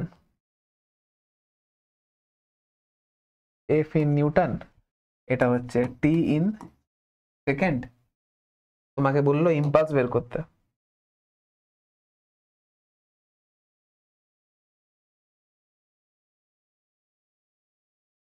impulse is equal to কত হবে 1 নাম্বার কোশ্চেনে, টি ইজ ইকুয়াল টু 0 সেকেন্ড থেকে টি ইজ ইকুয়াল টু 8 সেকেন্ডে।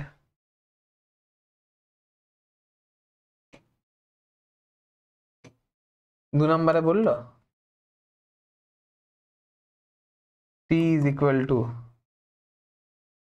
2 সেকেন্ড থেকে টি ইজ ইকুয়াল টু 6 সেকেন্ডের মধ্যে। নানা কোশ্চেন দিতে পারে, এটা কোনো বড় কথা নয়, কোশ্চেন অসংখ্য কোশ্চেন হতে পারে। নাও করো, কি হবে এবারে। টি ইজ, ফার্স্টে একের কোশ্চেনটা করি। T is equal to 0 second থেকে ইম্পালস এরিয়া, টোটাল এরিয়া বের করতে হবে। টোটাল এরিয়া কত হবে, half sum of two parallel side, এটা হচ্ছে 8, এটা হচ্ছে 4, আর এটা হচ্ছে 10, দিয়ে কত হচ্ছে half into 12 into 10 is equal two 60। দুয়ে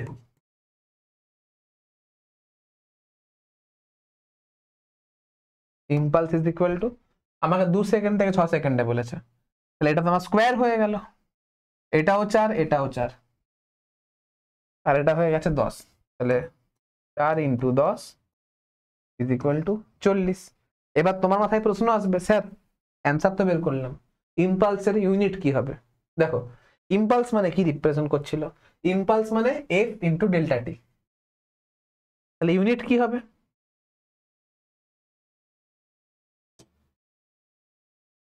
ইম্পালসের unit is equal to force into time, তাহলে কি হবে নিউটন ইন্টু সেকেন্ড, কি হবে ডাইন ইন্টু সেকেন্ড, এটা হয়ে গেল তোমার এসআই এ, এটা হয়ে গেল তোমার সিজিএস এ, বাস।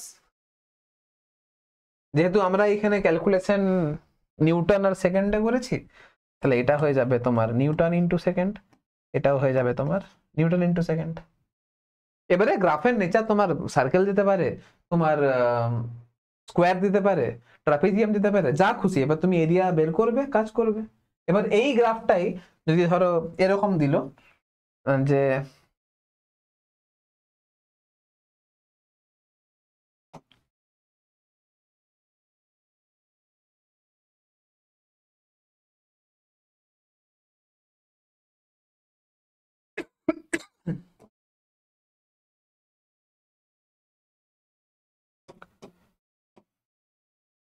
এরকম গ্রাফটা দিল, এটা হচ্ছে এফ ইন নিউটন, এটা হচ্ছে টি ইন সেকেন্ড, তোমাকে বলে দিল F is equal two 2t square,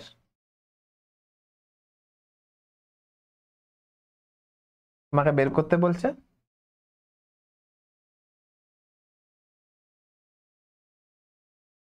t is equal two,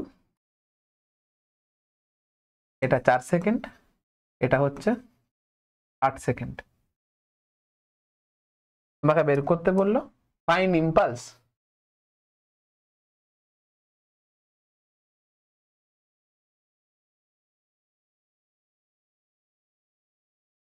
between t is equal to 4 second to t is equal to 8 second.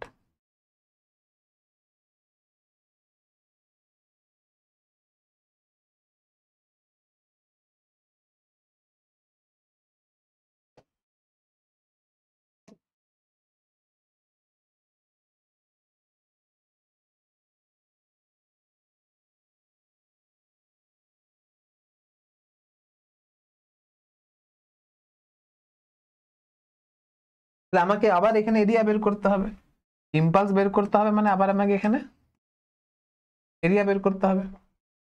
এবারে ইম্পালস ইজ ইকুয়াল টু হচ্ছে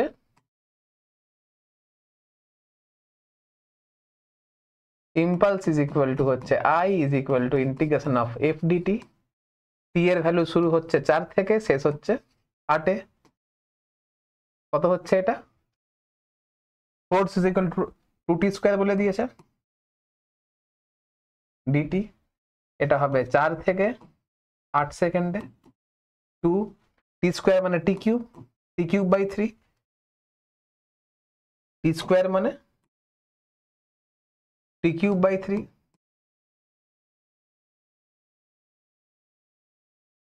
ইয়া হলো শুরু হচ্ছে 4 থেকে 8 সেকেন্ডে, তাহলে এটা হচ্ছে 2 এর 3, এটা হচ্ছে 8 এর কিউব মাইনাস 4 এর কিউব। এবার ক্যালকুলেশন করে দেখবে অ্যান্সার বেরোবে আর কি।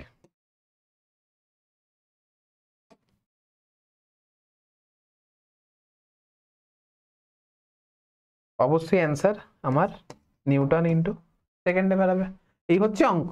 যত অঙ্ক পসিবল তত, মানে যত ধরনের অঙ্ক, অনেক অঙ্ক হতে পারে, তুমি যত করবে তত তুমি শিখবে, ব্যাস। এইগুলো তো পিওর ম্যাথামেটিক্যাল। আমার ফিজিক্সটা কোথায় আছে? ফিজিক্সটা এইখানে, এইটি হচ্ছে আমার ফিজিক্স, এটা হচ্ছে আমার ফিজিক্স। ফিজিক্সটা এখানেই আমার শেষ, এইখানে আমার ফিজিক্স আছে, বাদ বাকি সব তো ম্যাথামেটিক্স। যে ভালো ম্যাথামেটিক্স পারবে সে ভালো এই অঙ্কগুলো করতে পারবে। চলো আপাতত নোট করো।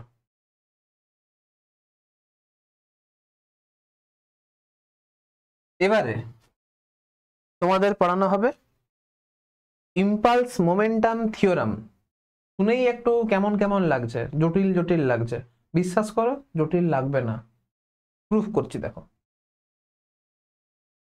দেখো এই মাত্র দেখলাম যে change in momentum delta P is equal to integration of DP is equal to integration of F DT, এই মাত্র করলাম।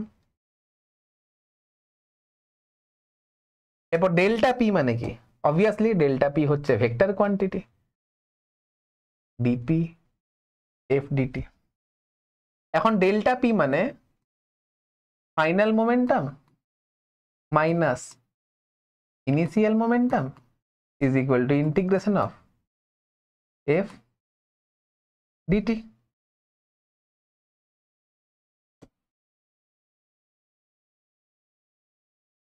এবারে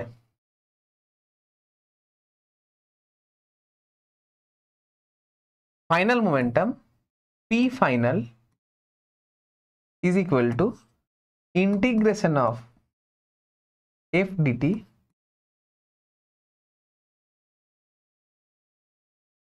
plus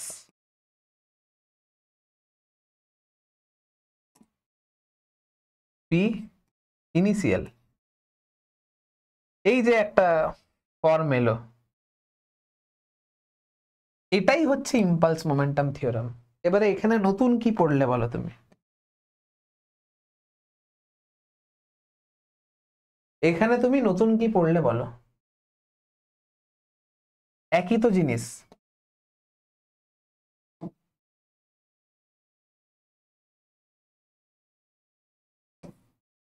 হয়ে গেল ইম্পালস মোমেন্টাম থিওরাম, কিন্তু এখানে মাথায় ভেক্টর সাইন দেওয়া আছে। এবারে আমি এই ভেক্টরটাকে যদি স্কেলারে কনভার্ট যদি করতে চাই, তাহলে p final is equal to integration of f dt plus p initial হতে পারে p final is equal to integration of f dt minus p initial হতে পারে। এবারে কখন p প্লাস হবে, কখন মাইনাস হবে, ফোর্স কখন মোমেন্টাম বাড়াবে আর ফোর্স কখন মোমেন্টাম কমাবে। সাপোজ করো আমি ডান দিক বরাবর মুভ করছি আর আমার উপর ফোর্সও ডান দিক বরাবর লাগছে, তাহলে যেই দিকে ফোর্স লাগে সেই দিকে অ্যাক্সিলারেশন লাগে। আর তোমরা প্রত্যেকে জানো যে অ্যাক্সিলারেশন আর ইনিশিয়াল ভেলোসিটির মধ্যে angle theta is equal to যদি 0 ডিগ্রি হয় তাহলে অবজেক্টের স্পিড বাড়ে, অবজেক্টের স্পিড বাড়ছে মানে ভেলোসিটি বাড়ছে, ভেলোসিটি বাড়ছে মানে মোমেন্টাম বাড়ছে। তাহলে প্লাস কখন বুঝবে, যখন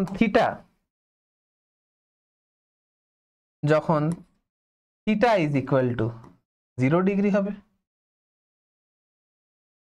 এবারে সাপোজ করো আমি ডান দিকে মুভ করছি আর আমার উপর ফোর্স এই দিকে লাগছে, তাহলে ফোর্স যদি এইদিকে লাগে তাহলে অ্যাক্সিলারেশন এই দিকে লাগবে, তাহলে আমার ইনিশিয়াল ভেলোসিটি হচ্ছে এই দিকে, অ্যাক্সিলারেশন হচ্ছে এই দিকে, তাহলে ইনিশিয়াল ভেলোসিটি আর অ্যাক্সিলারেশনের মধ্যে angle theta is equal to হচ্ছে 180 ডিগ্রি। তাহলে অবভিয়াস ব্যাপার, স্পিড কমবে, স্পিড কমছে মানে ভেলোসিটির ম্যাগনিটিউড কমছে, ভেলোসিটির ম্যাগনিটিউড কমছে মানে মোমেন্টাম কমছে, তাই জন্য মাইনাস বসবে। তাহলে থিটা ইজ ইকুয়াল টু এটা হয়ে যাবে 180 ডিগ্রি। এবার যদি বলো স্যার ছবি ড্র করে দেখান, সেটাও দেখাতে পারি, কোনো অসুবিধা নেই, দেখাচ্ছি।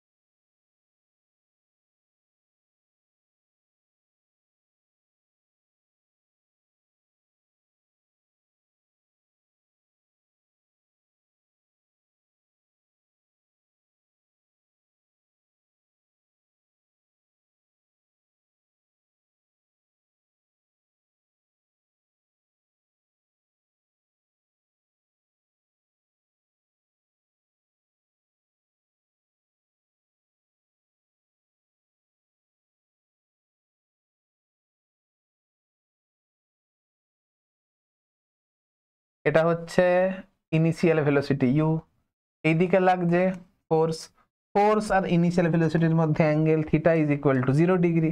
তাহলে এখানে কি হবে, এখানে obviously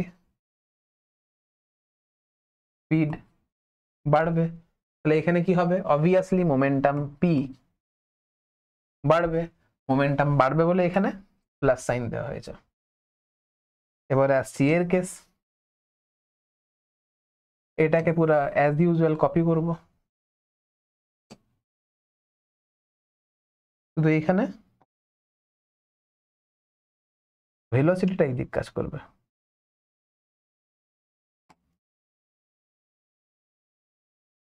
theta is equal two এখানে কত 180 ডিগ্রি, তাহলে স্পিড কি হবে এখানে আমার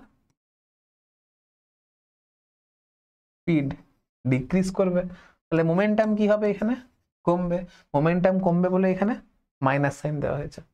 বাস এইটুকু জিনিস।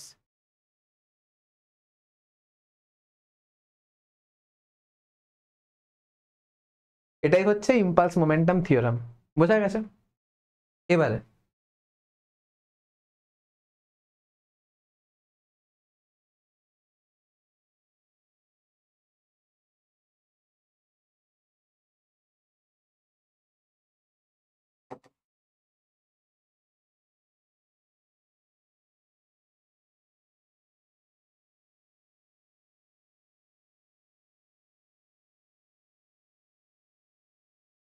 এবারে দেখো, এই যে ইম্পালস মোমেন্টাম থিওরামটা দেখছিলাম,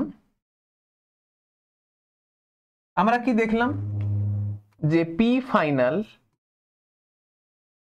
is equal to integration of F DT plus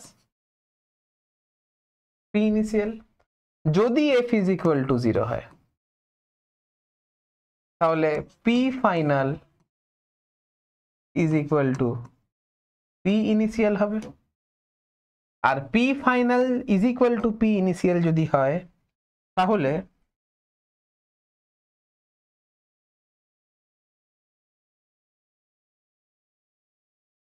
momentum of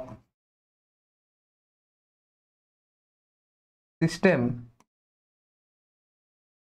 is equal to constant থাকবে। কোন কন্ডিশনে? না যখন এফ ইজ ইকুয়াল টু 0 হবে। তাহলে এটাই হচ্ছে আমার conservation of linear মোমেন্টামের formula.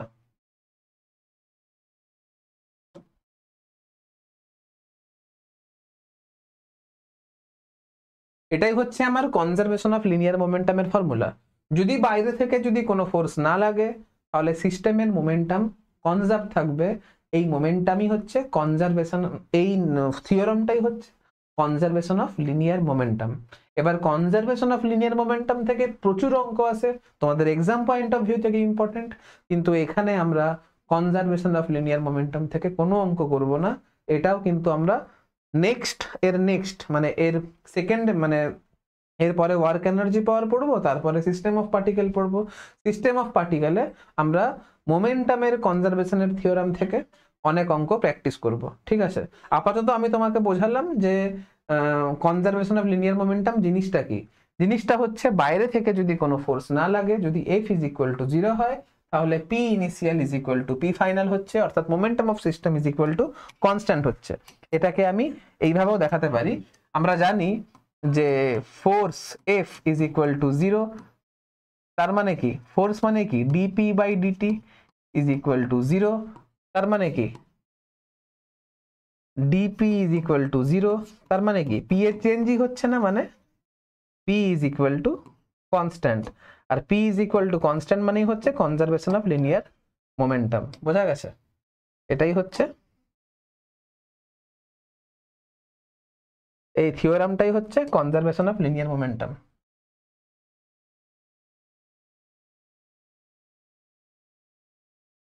Conservation of linear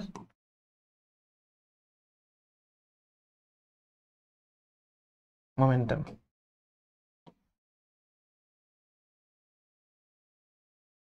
ব্যাস, গল্প শেষ। তাহলে তোমরা কনজারভেশন অফ লিনিয়ার মোমেন্টাম ভালোভাবে বুঝতে পেরেছো। এবারে স্টেটমেন্টটা দেখি, স্টেটমেন্ট কি বলছে। স্টেটমেন্ট বলছে when no external force acts on a system, no external force মানে বাইরে থেকে যদি কোনো ফোর্স না লাগে, অর্থাৎ F external is equal to যদি 0 হয় তাহলে total linear momentum of the system remain constant. Total linear momentum of the system remain constant মানে P initial is equal to P final. এটাই হচ্ছে আমার কনজারভেশন অফ লিনিয়ার মোমেন্টাম। আর এটা applicable তখনই হবে যখন আমার বাইরে থেকে কোনো ফোর্স কাজ করবে না, অর্থাৎ F ইজ ইকুয়াল টু যখন 0 হবে। মাথায় তুমি ভেক্টর সাইন বসাতে পারো, কোনো অসুবিধা নেই। এবারে এটা একটু ভিজুয়ালাইজ করা যাক কলিশনের ক্ষেত্রে। আমি আবার বলছি, কনজারভেশন অফ লিনিয়ার মোমেন্টাম থেকে সমস্ত কিছু পড়ানো হবে নেক্সট চ্যাপ্টারে, মানে সিস্টেম অফ পার্টিকেলসে করাবো। Just conservation of linear momentum যাতে করে ফিল করতে পারো, সেই জন্য আমি তোমাদেরকে বোঝাচ্ছি যে কিভাবে এটা কাজ করে। সাপোজ করো দুটো অবজেক্ট আছে, এটা হচ্ছে একটা অবজেক্ট, এটা হচ্ছে একটা অবজেক্ট, ঠিক আছে। এরপরে এটা মুভ করছিল u1 স্পিডে, এটা মুভ করেছিল u1 স্পিডে, এটা মুভ করছে u2 স্পিডে, এটা মুভ করছে u1 স্পিডে, এটা মুভ করছে u2 স্পিডে। এবারে যদি u1 বড় হয় u2 থেকে, তাহলে কি হবে? ধাক্কা লাগবে। কি হবে? না, কলিশন হবে। এই অবজেক্টের নাম দিলাম A, এই অবজেক্টের নাম দিলাম B। এবার যখন অবজেক্ট দুটোতে ধাক্কা লাগবে, এটা হচ্ছে A, এটা হচ্ছে B। ধাক্কা লাগলে B এর উপরে ফোর্স লাগাবে এই ডাইরেকশন বরাবর, A B এর উপরে ফোর্স লাগাবে এই ডাইরেকশন বরাবর। এটা হচ্ছে force on A due to B, এটা হচ্ছে force on B due to A। এবারে ধাক্কা লাগার পর তুমি দেখো A অবজেক্টের ইনিশিয়াল ভেলোসিটি ছিল এই ডাইরেকশন বরাবর। ধাক্কা লাগার জন্য A অবজেক্টে B যে ফোর্স লাগালো সেটা লাগলো এই দিক বরাবর। তাহলে A অবজেক্টের জন্য theta A is equal two 180 degree, কারণ A অবজেক্টের ইনিশিয়াল ভেলোসিটি ছিল এই দিক বরাবর। A অবজেক্টের উপরে ফোর্স লাগলো এই দিক বরাবর, তাহলে ইনিশিয়াল ভেলোসিটি আর ফোর্সের মধ্যে অ্যাঙ্গেলটা হচ্ছে 180 ডিগ্রি। তাহলে ইনিশিয়াল ভেলোসিটি আর অ্যাক্সিলারেশনের মধ্যে অ্যাঙ্গেলটা হবে 180 ডিগ্রি। তাহলে অবশ্যই এখানে স্পিড কি হবে? এখানে স্পিড আমার ডিক্রিজ করবে। আবার তুমি লক্ষ্য করে দেখো B এর ইনিশিয়াল ভেলোসিটি এই দিক বরাবর ছিল, ধাক্কা লাগার জন্য বা B এর উপরে A ফোর্স লাগালো ডান দিক বরাবর, তাহলে ইনিশিয়াল ভেলোসিটিও ছিল ডান দিক বরাবর, B এর উপরে A ফোর্স লাগালো ডান দিক বরাবর। তাহলে এইখানে theta is equal to 0 degree. তাহলে স্পিড এখানে কি হবে? স্পিড এখানে বাড়বে। এবারে আমি A অবজেক্টে যদি ইম্পালস মোমেন্টাম থিওরাম যদি লাগাই, ইম্পালস মোমেন্টাম থিওরাম যদি লাগাই,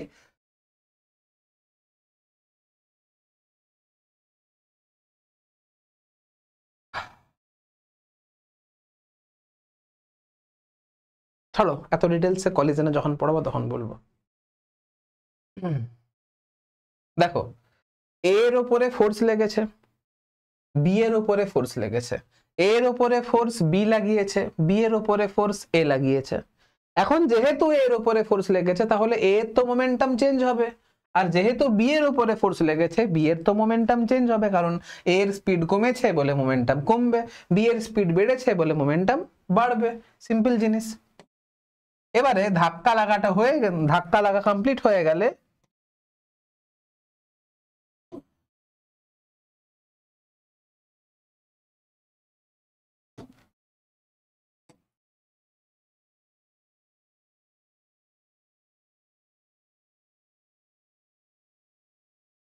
সাপোজ করো এ v1 স্পিডে মুভ করবে, ধাক্কা লাগার পর এটা v2 স্পিডে মুভ করবে। ধাক্কা লাগার পরে সিস্টেমের মোমেন্টাম, ধাক্কা লাগার আগে সিস্টেমের momentum p initial is equal two হবে m1 u1 plus m2 u2। ধাক্কা লাগার পরে সিস্টেমের final momentum mp final is equal two m1 v1 plus m2 v2। যেহেতু এই সিস্টেমের উপরে বাইরে থেকে কোনো ফোর্স লেগেছে কি? এই সিস্টেমের ওপরে বাইরে থেকে কি কোনো ফোর্স লেগেছে? বাইরে থেকে, হ্যাঁ তুমি বলতে পারো বি এর উপরে ফোর্স লেগেছে, সেটা কার জন্য লেগেছে? বি এর উপরে ফোর্স লেগেছে এ এর জন্য এইদিকে, এ এর উপরে ফোর্স লেগেছে বি এর জন্য এইদিকে। আর নিউটনস থার্ড ল কি বলছে? এ বি এর উপর যত ফোর্স লাগাবে বি এ এর উপর তত ফোর্স লাগাবে, কিন্তু অপোজিট ডাইরেকশনে লাগাবে। তার মানে এইখান থেকে আমি লিখতে পারি, force on B due to A যত হবে, force on A due to B তত হবে, কিন্তু অপোজিট ডাইরেকশনে হবে। এই যে মাইনাস সাইনটা কি রিপ্রেজেন্ট করছে? আমার অপোজিট ডাইরেকশনটা রিপ্রেজেন্ট করছে। এবারে তুমি দেখো বাইরে থেকে কত ফোর্স লেগেছে, বাইরে থেকে সিস্টেমের উপরে কত ফোর্স লেগেছে। অ্যান্সারটা হচ্ছে স্যার বাইরে থেকে তো স্যার কোনো ফোর্স লাগেনি।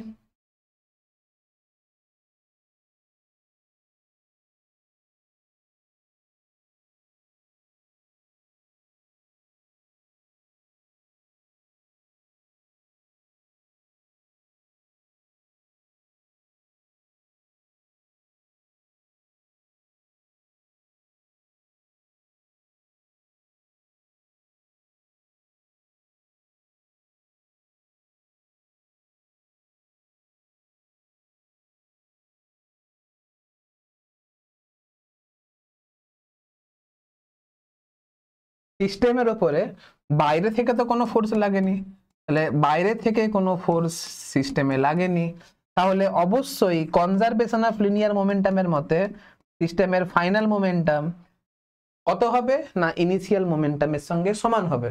যেহেতু বাইরে থেকে কোনো ফোর্স লাগেনি, তাই জন্য final momentum of system is equal two initial momentum of system হবে। তাহলে m1 v1 plus m2 v2 is equal to m1 u1 plus m2 u2 হবে। এটা হচ্ছে কনজারভেশন অফ লিনিয়ার মোমেন্টামের সূত্র অনুসারে হলো। এবারে আমার প্রশ্নটা হচ্ছে যে ফোর্স তো এর উপরে লেগেছিল, এর উপরে ফোর্স লেগেছিল 180 ডিগ্রি অ্যাঙ্গেলে লেগেছিল, মানে ইনিশিয়াল ভেলোসিটির সঙ্গে অপোজিট ডাইরেকশনে লেগেছিল, তাই স্পিড কমেছিল, তাই এ অবজেক্টের মোমেন্টাম কমে গেছিল, বি অবজেক্টের মোমেন্টাম বেড়ে গেছিল, কারণ theta is equal to 0 degree ছিল। তাহলে এ এর মোমেন্টাম কমেছে, বি এর মোমেন্টাম বেড়েছে, কেন? কারণ এর ওপর আলাদাভাবে ফোর্স লেগেছে, বি এর ওপর আলাদাভাবে ফোর্স লেগেছে। কিন্তু সিস্টেম এ আর বিটাকে যদি একটা সিস্টেম ধরি, তাহলে বাইরে থেকে তো কোনো ফোর্স লাগেনি, আর বাইরে থেকে যেহেতু কোনো ফোর্স লাগেনি, তাই জন্য সিস্টেমের মোমেন্টামের কোনো পরিবর্তন হবে না। ইনিশিয়ালি সিস্টেমের মোমেন্টাম যা ছিল, ফাইনালিও সিস্টেমের মোমেন্টাম তা হবে। আমি কি বলছি ব্যাপারটা বুঝতে পেরেছো? ধাক্কা লাগার দরুন বি এর ওপর ফোর্স লাগিয়েছে এই দিক বরাবর, এ বি এর ওপর ফোর্স লাগিয়েছে এই দিক বরাবর, এর ওপর ফোর্স লেগেছে বলে মোমেন্টাম চেঞ্জ হয়েছে, মোমেন্টাম কমেছে। কেন কমেছে? কারণ অ্যাঙ্গেলটা 180 ডিগ্রি ছিল।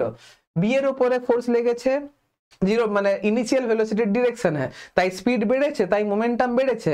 আমি যদি এ কে একটা সিস্টেম ধরি, তাই যেহেতু এর উপর ফোর্স লেগেছিল তাই মোমেন্টাম চেঞ্জ হয়েছে, বি কে যদি একটা সিস্টেম ধরি, যেহেতু বি এর উপর ফোর্স লেগেছিল তাই মোমেন্টাম চেঞ্জ হয়েছে বা মোমেন্টাম বেড়েছে। কিন্তু এ আর বিটাকে যদি একসঙ্গে একটা সিস্টেম ধরি, তাহলে এ আর বি এর উপরে বাইরে থেকে তো কোনো ফোর্স লাগেনি, এর উপরে বাইরে থেকে তো কোনো ফোর্স লাগেনি, আর যেহেতু বাইরে থেকে কোনো ফোর্স লাগেনি, তাই জন্য এ আর বি এই যে সিস্টেমটা, তার ইনিশিয়াল মোমেন্টাম কলিশনের আগে যা ছিল, কলিশনের পরে তাই হবে।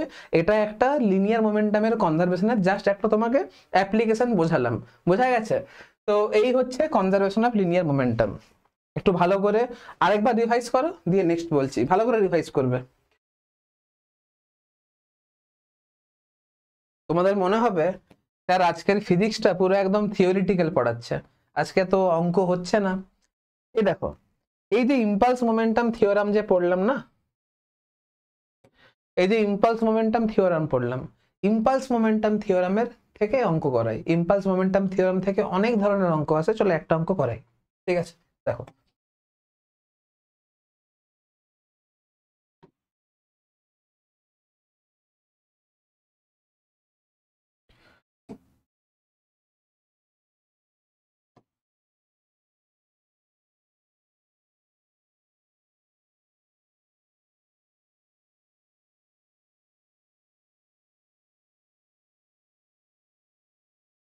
এর মাস হচ্ছে 2 কেজি, এর মাস m ধরে নাও, এর উপরে ফোর্স লেগেছে F ধরে নাও, এর উপরে যে এর যে ইনিশিয়াল ভেলোসিটি সেটা তুমি u ধরে নাও।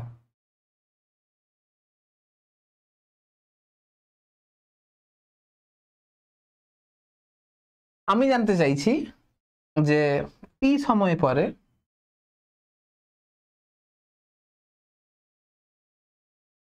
সময়ের পরে অবজেক্টের velocity v is equal to কত হবে? স্যার এই তো মানে কি, এটা তো কি অঙ্ক, কিছু অঙ্ক নয়, সোজা অঙ্ক, এখনই কাইনেমেটিক্স দিয়ে করে দেবো। দেখো,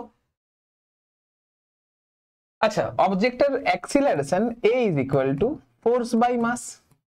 ফার্স্ট অফ অল, যদি f is equal to constant হয় তাহলে a ইজ ইকুয়াল টু ও কনস্ট্যান্ট হবে, ভালো জিনিস। আর a is equal to constant হলে v is equal to u plus at হয়। তাহলে এক লাইনে অঙ্ক হয়ে গেল। তাহলে আমি বেকার নিউটনস ল অফ মোশন এইসব কেন করাতে যাচ্ছি, পয়েন্ট কেন করাতে যাচ্ছি, এ তো বলে দেবা নেই। তাহলে v is equal to u plus f by m into t, এটা হচ্ছে আমার অ্যান্সার। খুবই নিম্নমানের কোয়েশ্চেন এটা। এইখানে নিউটনস ল অফ মোশনে কেন এই অঙ্কটা করালাম, দেখো এই যে অঙ্কটা করলাম না, এটা ইম্পালস মোমেন্টাম থিওরাম দিয়ে করব। সবথেকে একটা বেসিক অঙ্ক নিয়েছি তোমাদের জাস্ট মাথায় ঢোকাবার জন্য। ইম্পালস মোমেন্টাম থিওরাম দিয়ে অঙ্কটা কি করে করব? আমরা জানি যে final momentum is equal to integration of f dt plus initial momentum. এখন ফাইনাল মোমেন্টাম মানে কত হবে? mv হবে। আচ্ছা, নেক্সট কোয়েশ্চেন, প্লাস কেন করলাম? কারণ প্লাস এই কারণেই করেছি কারণ ইনিশিয়াল ভেলোসিটির ডিরেকশনে ফোর্স লেগেছে। তাহলে ইনিশিয়াল ভেলোসিটি আর অ্যাক্সিলারেশনের মধ্যে angle theta is equal to 0 degree. Theta 0 degree হলে স্পিড বাড়বে, স্পিড বাড়লে মোমেন্টাম বাড়বে। তাহলে mv is equal to integration of f dt f dt plus mu। তাহলে mv, fটা তো কনস্ট্যান্ট, তাহলে ইন্টিগ্রেশনের বাইরে বেরোবে mu। তাহলে mv dt এর ইন্টিগ্রেশন t হবে ft প্লাস mu। তাহলে v is equal to f by m into t plus u। এইভাবে এই তো অঙ্কটা হয়ে গেল।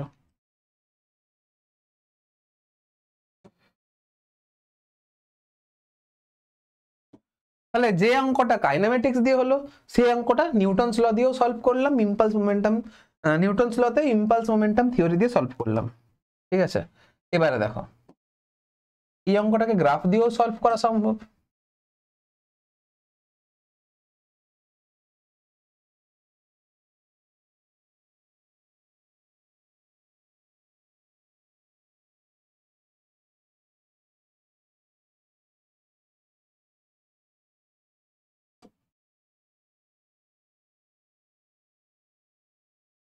ফোর্সটা কনস্ট্যান্ট, তো ফোর্স কনস্ট্যান্ট হলে টাইম অ্যাক্সিসের সঙ্গে প্যারালাল হবে।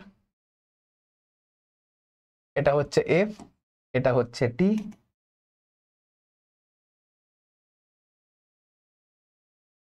এই যে area is equal to f into t, এটা হচ্ছে f এর ভ্যালু, এটা হচ্ছে t এর ভ্যালু, আর এটাই হচ্ছে ইম্পালস মানে ডেল্টা p।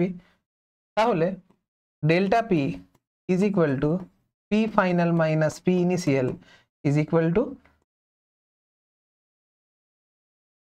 ft। তাহলে p final is equal to ft plus p initial. তাহলে mv is equal to ft plus mu।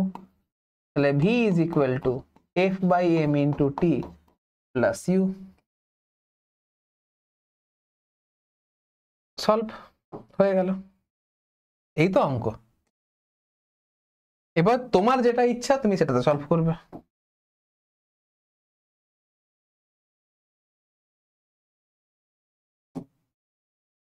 আমি নেক্সট যে কোয়েশ্চেনটা বলবো সেটা হোমওয়ার্ক দেব।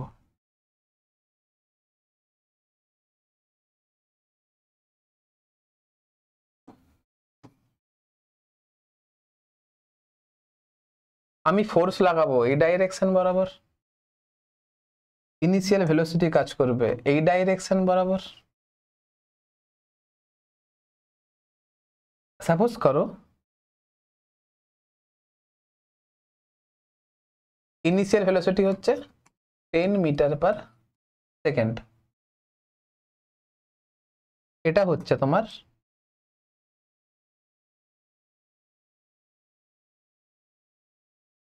5 কেজি, এর উপরে ফোর্স লেগেছে তোমার 50 নিউটন। তোমাকে বের করতে হবে T is equal two 5 second পরে অবজেক্টের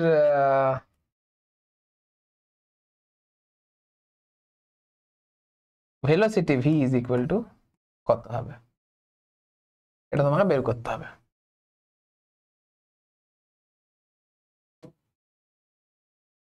তিনটে নিয়মে তুমি করে দেখাবে। পার্থক্যটা হবে এর আগের অঙ্কতে আমি এখানে প্লাস করে করেছিলাম, কেন? কারণ ফোর্স আর ইনিশিয়াল ভেলোসিটি আমার সেম ডাইরেকশনে ছিল। এই যে অঙ্কটা এখন করব, এখানে শুধু মাইনাস বসবে, বাদ বাকি এফ আর এম এর ভ্যালুগুলো পুট করে দেবে, গল্প শেষ। ঠিক আছে, নেক্সট আরেকটা অঙ্ক করা যেতে পারে।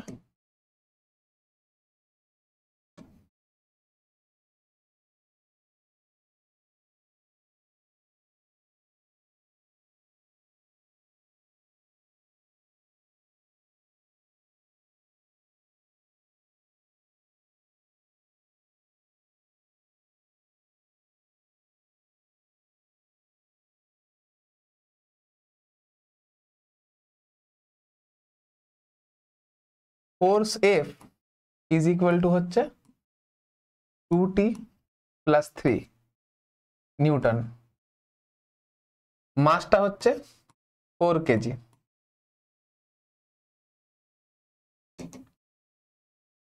আর ইনিশিয়াল ভেলোসিটি হচ্ছে তোমার 5 মিটার পার সেকেন্ড। ঠিক আছে, তোমাকে বের করতে হবে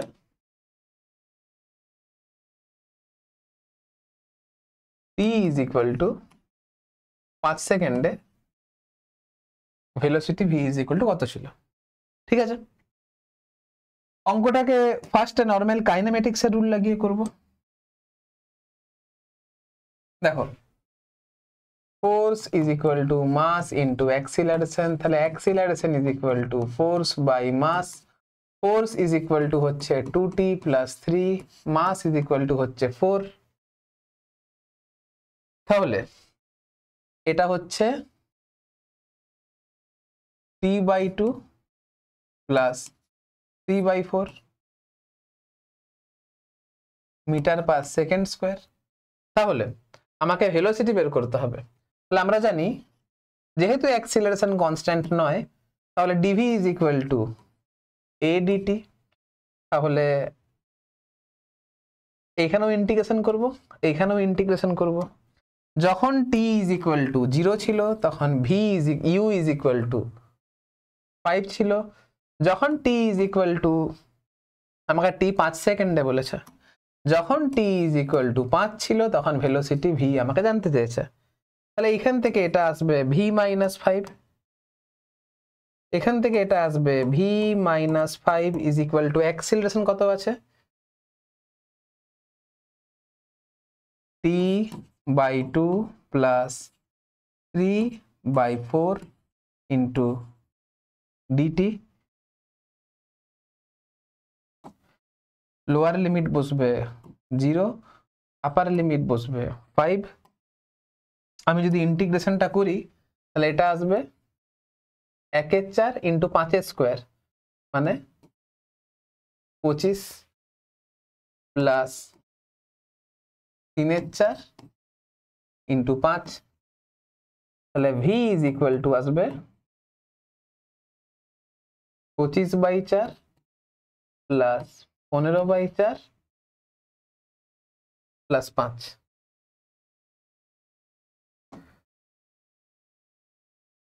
এটা আমার অ্যান্সার বেরোচ্ছে।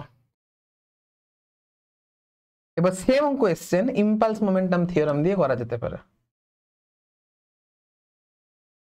ইম্পালস মোমেন্টাম থিওরাম দেখো থিটা ইজ ইকুয়াল টু কত আছে, থিটা ইজ ইকুয়াল টু আমার আছে 0 degree. Theta is equal to 0 হলে অবভিয়াস ব্যাপার স্পিডের ভ্যালু বাড়বে, স্পিডের ভ্যালু বাড়লে মোমেন্টামও বাড়বে। তাহলে P final is equal to integration of F dt, মানে 2t plus 3 dt plus P initial. তাহলে এটা হচ্ছে এমভি, মানে এমভি কত, আচ্ছা 5, এম তো হচ্ছে সরি এম হচ্ছে 4 না,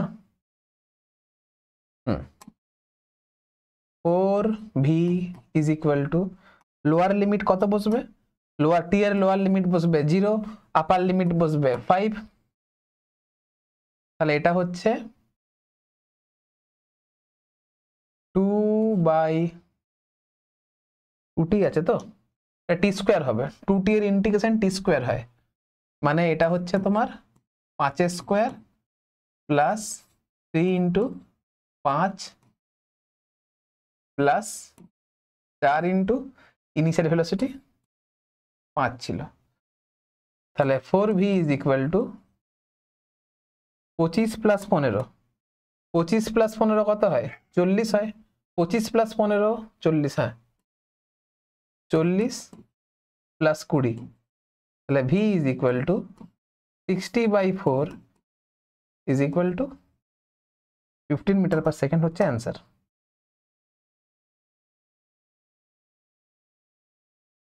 যদি কোথাও ক্যালকুলেশনে ভুল করে না থাকি, এটাও করে দেখি কত আসছে। 25 আর 15তে 40 প্লাস 5 4 20/4, 60/4 মানে এটাও 15 আসছে। এটা 2 লাইনে হলো, এটা এত বড় করে হলো। এবার তোমার চয়েস, তুমি কোন নিয়মে করতে চাও। এটা হচ্ছে ইম্পালস মোমেন্টাম থিওরেমের জাস্ট শুরুয়াত। এখান থেকে 9 থেকে 10 রকম টাইপের কোয়েশ্চেন আছে। আজকেই আমি যদি সব করিয়ে দিই, তোমাদের মাথার উপর দিয়ে ট্যানজেন্সিয়ালি পুরো একদম কনসেপ্ট যাবে। আমি চাইছি না আজকের ভিডিওতে করাই, নেক্সট ভিডিওতে ইম্পালস মোমেন্টাম থিওরেমের বাকি যে 9-10টা টাইপের অঙ্ক আছে সেগুলো নিয়ে ডিসকাশন হবে। আজকের ভিডিওটা আমি এখানে এন্ড করলাম।